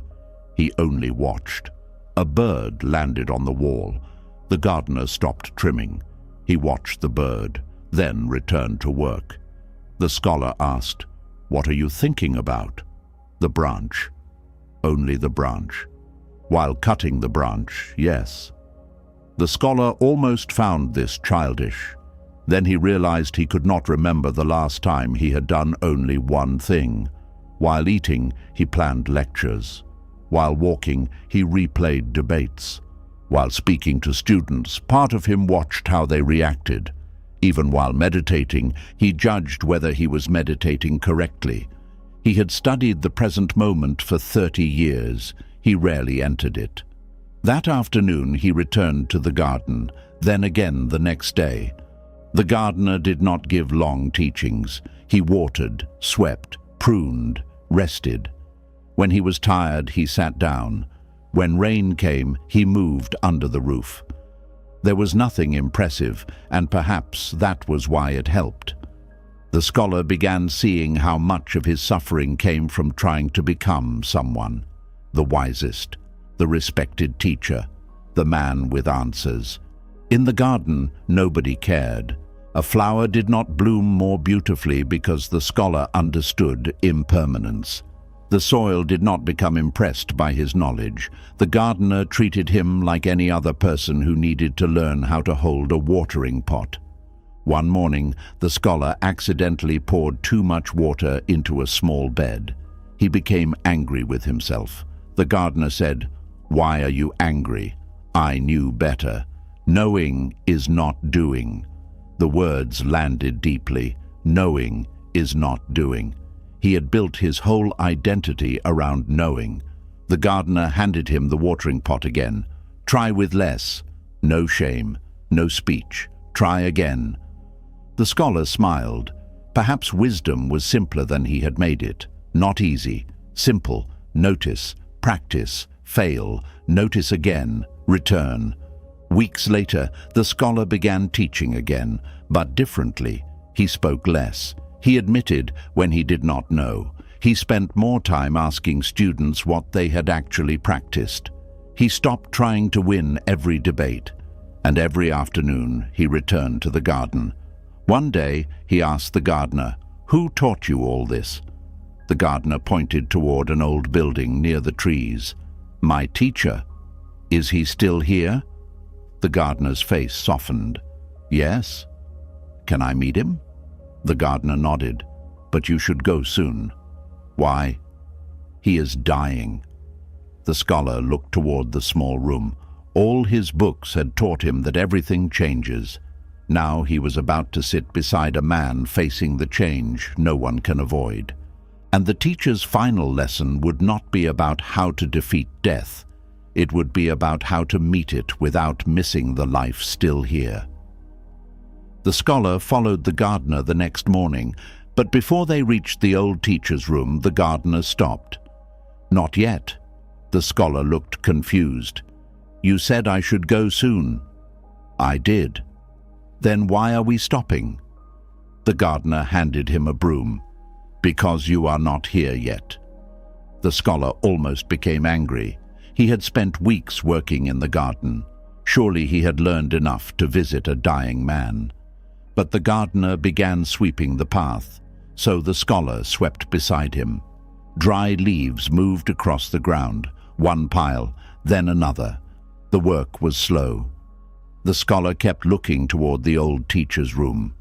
He wanted to go. He wanted the important lesson. He wanted to hear the final words of a wise man. The gardener stopped sweeping. "Where are you?" "Here." The gardener pointed toward the room. "Your body is here." The scholar understood. His mind was already beside the dying teacher, already imagining the conversation, already hoping for wisdom he could remember and perhaps someday teach. He had turned even a man's death into something to collect. The scholar lowered his eyes. The gardener returned to sweeping. This time the scholar tried to remain with the broom. The sound of straw against earth, the movement of his arms, the weight shifting through his feet. Nothing more. The leaves did not become sacred. The broom did not become magical. He simply noticed what he was doing while he was doing it. This is mindfulness in its most ordinary form, not escaping life, entering it. We often think presence must feel peaceful. It does not always. Sometimes being present means noticing pain without distraction, sometimes boredom, sometimes fear. Sometimes the person in front of us is saying something we do not want to hear. Presence means we stop leaving before the moment is finished. The gardener had practiced this for most of his life. He had arrived at the monastery as a young man. He could not read. He felt ashamed around scholars. During teachings, he struggled to remember long explanations. So an older monk gave him one instruction. "When you sweep, know that you are sweeping." That was all. The gardener practiced. At first, his mind wandered constantly. He remembered childhood. He worried about food. He compared himself to monks who knew more. Then he noticed he had stopped noticing the broom, so he returned. Sweep, no, sweep, no. Years passed. He learned to do the same while walking, walking, while eating, eating, while listening, listening. When angry, anger is here. When sad, sadness is here. He did not become empty. He became familiar with what was actually happening. The scholar had spent years believing wisdom meant adding more understanding. The gardener had found wisdom by adding less commentary, less judgment, less leaving. When the path was clean, the gardener put down his broom. Now they walked toward the old teacher's room. Again he stopped. A small flower had opened beside the wall. He looked at it. The scholar waited. The gardener smiled. "Beautiful." The scholar nodded. "Yes." They continued. A few steps later, the scholar asked, "Why did you stop for that?" "Because it was there." The answer was almost irritatingly simple, but the scholar began to understand. The gardener did not need the flower to last. He did not need to own it. He did not even need to know its name. He noticed it while it was there. How many beautiful things had the scholar missed because his mind was preparing for something more important? We do this. We miss the person beside us because we are checking what someone else said. We miss the meal because we are planning tomorrow. We miss a child's story because we think we already know how it ends. We miss a parent's aging face because we assume there will be another visit. Presence is not a small teaching. It is where life actually happens. The future never arrives as future. When it comes, it is now. The past cannot be entered again, only remembered now. This moment is the only place where breathing, loving, choosing, forgiving, and waking are possible. They reached the old teacher's door. Before entering, the gardener said, "He sleeps often." The scholar nodded. "Do not wake him. I won't. And do not ask too many questions." The scholar smiled. "That may be difficult. I know." Inside, the room was simple. The old teacher lay on a low bed. His body had become thin. His breathing was shallow. The scholar felt something inside him become afraid. This was death, not a chapter, not a teaching, a body nearing its end. The old teacher opened his eyes. He looked at the gardener first, then at the scholar. "Another student?" The gardener smiled. "A very educated one." The teacher laughed weakly. "Those can be difficult." The scholar laughed too. Something relaxed. They sat. The teacher asked the gardener, "Did you water the small tree?" "Yes." "Too much?" "No." "Good." Then the teacher closed his eyes again. The scholar waited for deeper words. None came. Minutes passed. He became restless. Finally, the teacher opened his eyes. "You have a question?" The scholar nodded. "Many." "Choose one." The scholar thought carefully. "What is the most important thing you learned?" The old teacher looked toward the window. Light was falling across the floor. He said, "This." The scholar waited. Nothing else came. "This?" The teacher nodded. "The light?" "The moment." The scholar felt disappointed. Again, simplicity. He had expected a final teaching worthy of decades. Instead, the dying man was pointing toward sunlight. The teacher continued. "Most people think life is made from great moments." He breathed slowly. "It is mostly made from this. A room, a breath, someone sitting nearby, light on the floor." The scholar remembered all the days he had rushed through because they seemed ordinary. He had waited for recognition, achievement, important conversations, big insights. But a life is mostly ordinary days. If we are not present for ordinary life, we are absent for most of our life. The teacher looked at him. "Are you afraid of death?" The scholar answered honestly, "Yes." "Good, good. You are alive enough to care." The old man smiled. "Fear does not make you weak." The scholar asked, "Are you afraid?" "Sometimes." Again, there it was. No pretending. Wisdom had not turned the teacher into stone. He still loved life, still felt fear, still felt pain. The difference was not that death produced no feeling. It was that he did not demand another reality. The old teacher said, "When fear comes, I try to know fear.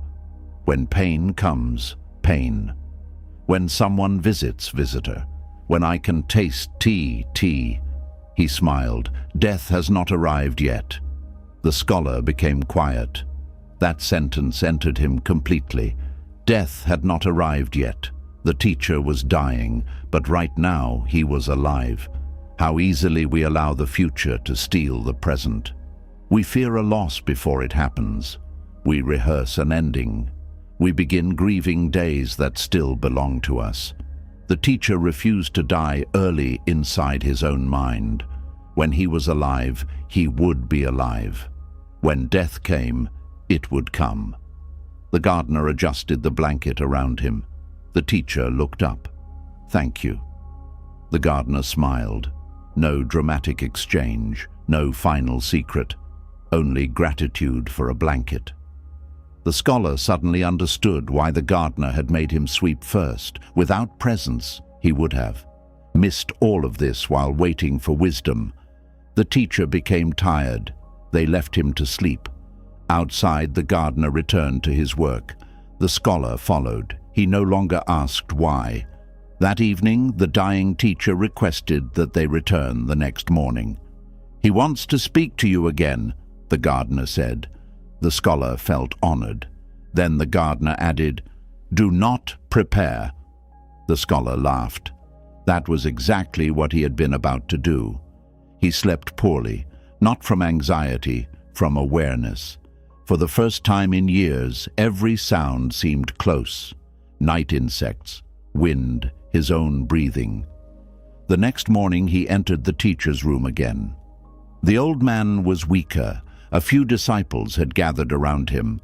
Everyone knew there might not be another morning, and before the sun went down, the teacher would give them one final lesson.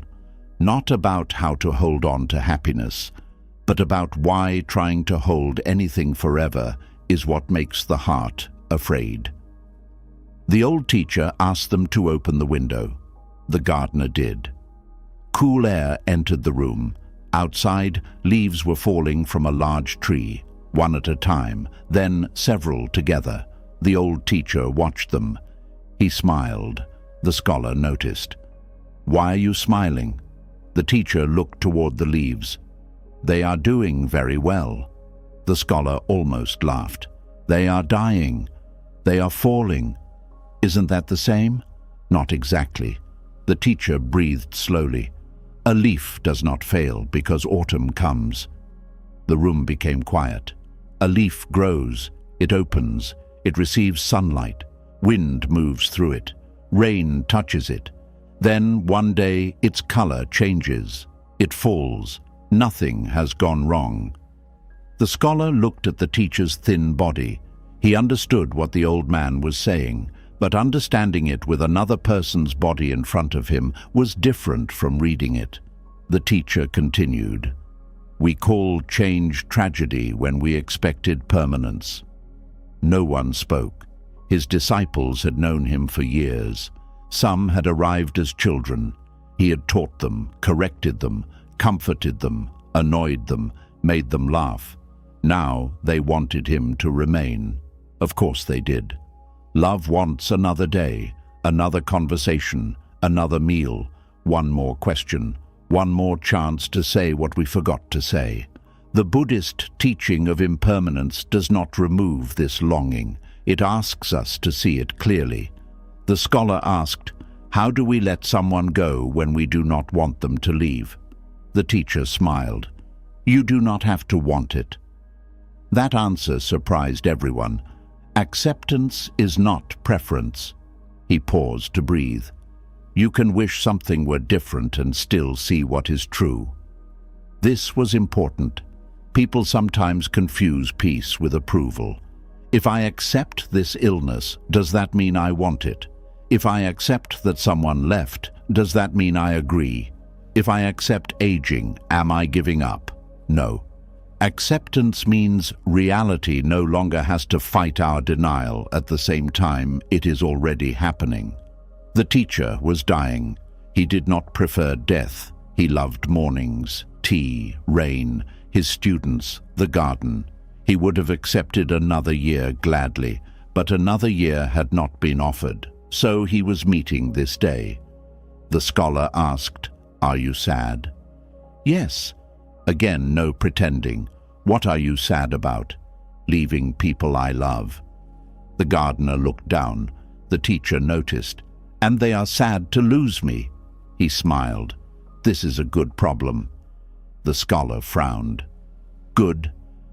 Better to love and feel the pain of leaving than never to have loved." The room changed. Several disciples began crying. The teacher allowed it. He did not tell them to detach. He did not tell them tears were weakness.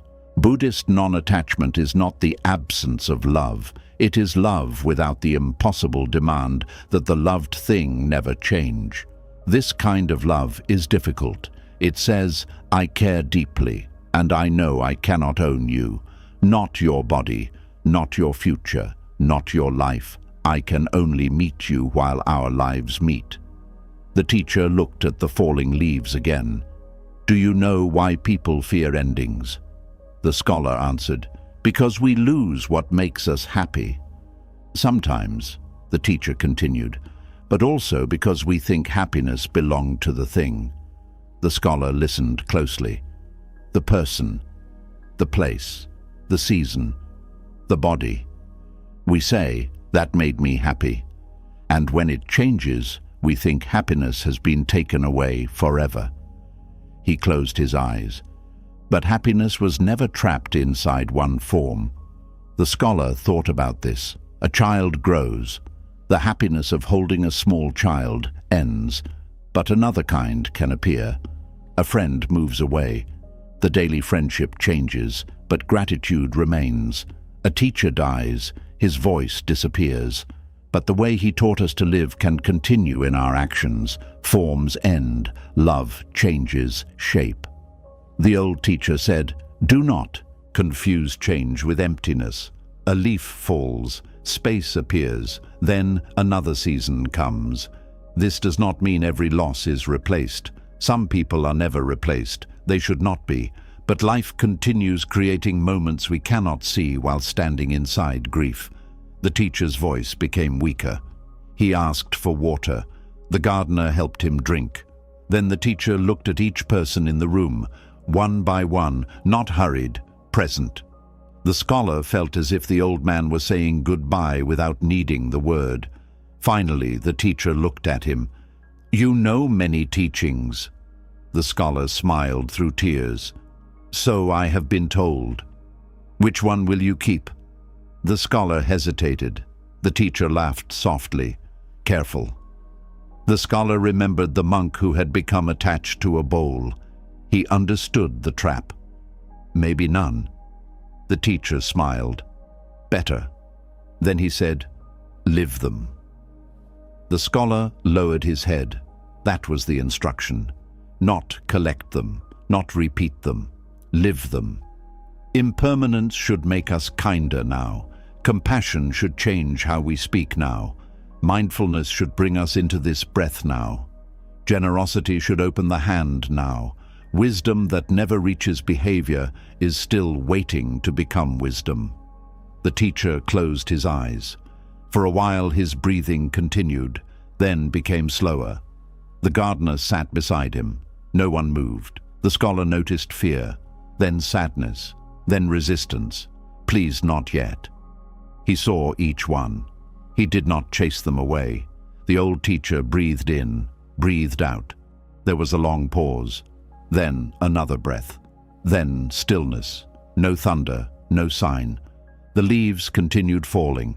Somewhere outside, a bird called. The teacher had died. The gardener bowed his head. The scholar cried. Everyone did. For a while, grief was the only teaching needed.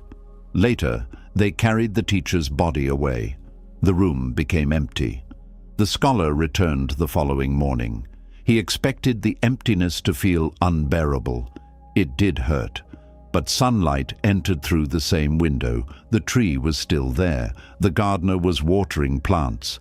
Life had not stopped. This did not insult the teacher. It completed the lesson. Nothing waits for us to be ready before it changes. The question is not how to make life stay. The question is how fully we can meet it while it is here. Weeks later, one of the teacher's youngest disciples came to the scholar. The young man looked lost. "If the teacher is gone," he asked, "where do I go now?" The scholar almost gave him a long answer. He knew many.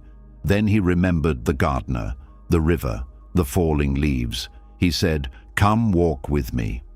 They walked beyond the monastery walls. The disciple asked questions about happiness, where to find it, how to keep it, how to know when he had reached it.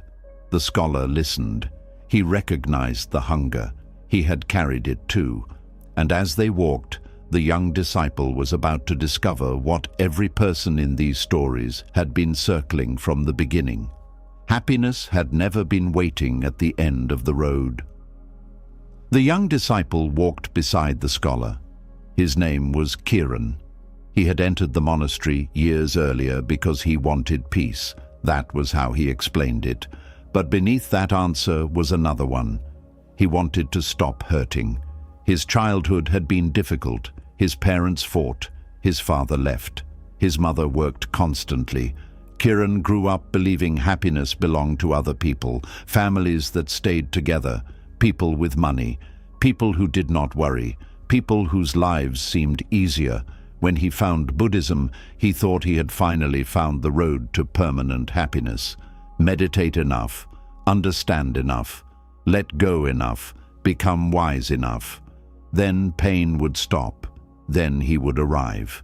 The old teacher had never promised this, but Kiran had heard it anyway. We often hear what we are desperate to hear. After the teacher died, Kiran became confused.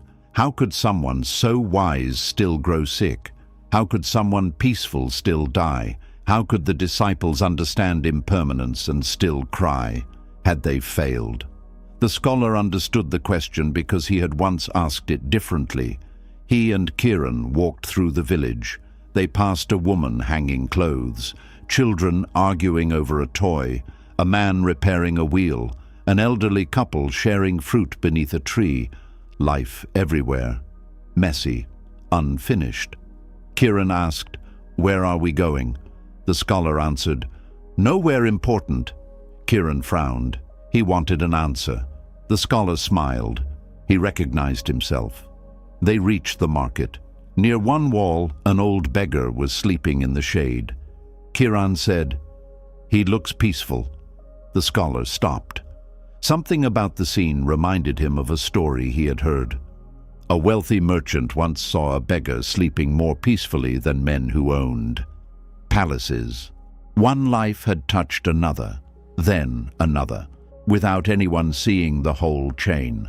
The merchant learned that possessions could not create enough. A king learned that control could not create peace. A monk learned that even a bowl could become a prison. A thief discovered kindness where he expected punishment. A grieving mother discovered that sorrow did not make her alone.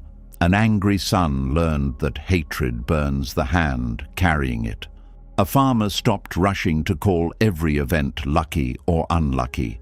A potter allowed a beautiful bowl to break. A wealthy woman opened her hands. A child shared his only sweet. A widow discovered that giving could make a lonely life larger. A traveler searched the world before understanding that another shore could not rescue him from himself. And a scholar knew every teaching before remembering to live one. Different people, different pain, the same human mind, reaching, holding, fearing, running, then sometimes stopping long enough to see. Kiran and the scholar continued walking. They bought 2 pieces of bread. The scholar handed one to Kiran. Kiran ate quickly, then asked, "What am I supposed to understand?" The scholar laughed. "What did the bread taste like?" Kiran stopped. He had barely noticed. The scholar handed him half of his own piece. "Try again." Kiran ate slowly. Warm, soft, a little salty. He smiled. The scholar asked, "Was happiness in the bread?" Kiran thought, "Partly." "Where else?" "In noticing it." They walked on. A child ran past, laughing. A dog followed. Kiran watched. For several seconds he smiled again. Then the smile faded. He looked worried. "There." It went away. "What?" "The happiness." The scholar nodded. "Yes." Kiran looked disappointed. The scholar said, "You still think happiness is valuable only if it stays." Kiran understood. That was exactly what he believed. If happiness ended, something was wrong. If sadness returned, practice had failed. If fear appeared, peace had been lost. The scholar pointed toward the sky. Clouds were moving. "Would you call the sky broken because a cloud arrived?" "No." "Would you call it successful because the cloud left?" Kiran smiled. "No." "Then why do you judge your whole life every time a feeling changes?" They sat beneath a tree. The scholar said, "Happiness is a feeling. It comes and goes. Peace is different." Kiran listened. Peace is learning that you do not need every moment to feel pleasant before you can be present for it. This was the truth Kiran had been missing. Happiness was not the removal of every difficult emotion. It was not a permanent smile. It was not a life without grief. Peace was large enough to contain changing weather. Joy today, sadness tomorrow, fear in the morning, gratitude at night. None had to become the whole identity. Kiran asked, "Then should we not seek happiness? Enjoy it." The scholar smiled. "But do not chase it so hard that you miss your life." Kiran thought about all the times he had meditated while secretly measuring himself. Am I calmer yet? Am I wiser? Why am I still angry? Why am I not happy? Even meditation had become another place to chase an outcome. The scholar said, "Try something." "Close your eyes." Kiran did. "What do you hear?" "People." "What else?" "A cart." "What else?" "Birds." "What else?" "My breathing." "Is anything missing from this moment?" Kiran almost said peace. Then he noticed. His body was sitting beneath a tree. He was safe. He had eaten. Air entered and left his lungs. Someone sat beside him. The teacher he loved was dead. That pain was still there. And somehow this moment was still complete. Not perfect. Complete. Kiran opened his eyes. His face had changed. The scholar recognized it. Not enlightenment, not final freedom. Something smaller and real. A person discovering that the life in front of him did not need to become another life before he could enter it. Kiran whispered, "Is this it?" The scholar laughed. "Be careful." Kiran laughed too. He understood. The moment we turn peace into something we possess, fear of losing it begins. So they sat. Nothing dramatic happened.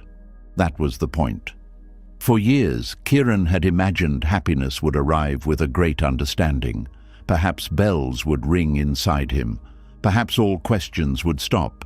Instead, happiness appeared while sitting beneath an ordinary tree. Then it passed. Then another feeling came. Then that passed too. Underneath them was awareness, the ability to notice without grabbing. This is one of the deepest truths Buddhism gives us. Everything changes. Because everything changes, clinging creates suffering. Because everything changes, suffering also changes. Because nothing can be permanently possessed, we learn to appreciate without trying to own. Because other people suffer too, compassion becomes possible. Because life is temporary, this moment matters. Kiran finally understood that happiness had never been hidden at the end of spiritual achievement. It had appeared throughout his life. He had simply refused many of its forms because they looked too small. A warm meal, a friend's voice, a quiet morning, a breath after crying, a stranger's kindness, a body still able to walk, a chance to apologize, a moment when nothing needed fixing. He had been searching for endless happiness. Life had been offering moments. He had called them insufficient. That evening, Kiran returned to the monastery. He walked through the garden. The old teacher's room was empty. He stopped at the door. Grief rose. He allowed it. Then he remembered the teacher smiling at falling leaves. Kiran smiled too. Not because the teacher had died, because the teacher had lived. There was the difference. Gratitude did not cancel grief. Grief did not cancel gratitude. Both could sit inside one heart. He walked farther. The silent gardener was watering a small tree. Kiran stopped. "Can I help?" The gardener handed him the watering pot. Kiran began. Water, soil, breath, nothing more. Then his mind wandered. He thought about tomorrow, about becoming wiser, about whether he would remember everything he had learned. He noticed and returned. Water, soil, breath. The gardener watched him, then smiled. Kiran smiled back. He finally understood why happiness had been so difficult to find. He had been looking for something that would never leave. But life had never promised that. Happiness was never a possession. It was a visitor. Peace was learning how to open the door when happiness arrived without locking it inside, and how to remain standing when it left. The sun moved lower. The garden became golden. Kiran looked around. For once, he did not ask what came next. He did not need another lesson, another story, another answer. For this moment, there was enough. And perhaps that was the truth all 25 lives had been trying to reveal. Happiness had never been somewhere else. It had been appearing quietly inside ordinary life, waiting only to be noticed. And after all these stories, one truth keeps returning. Happiness was never something these people could hold forever. The merchant could not buy it. The king could not control it. The grieving mother could not find it by escaping sorrow. The angry son could not reach it while carrying resentment. The traveler could not discover it on another shore. Again and again, the lesson was the same. Everything changes. Joy comes and goes. Pain comes and goes. People arrive and leave. What matters is how gently we learn to meet what is here, to notice, to loosen our grip, to forgive, to give, to love without trying to own, and to stop waiting for a perfect life before allowing ourselves to live this one. Before you leave, tell me in the comments, which story felt like it was written for your life right now, and what did it teach you? Your answer may become the lesson someone else reading the comments needs today. And if these Buddhist stories bring a little more peace and wisdom into your life, subscribe and join us for the next journey.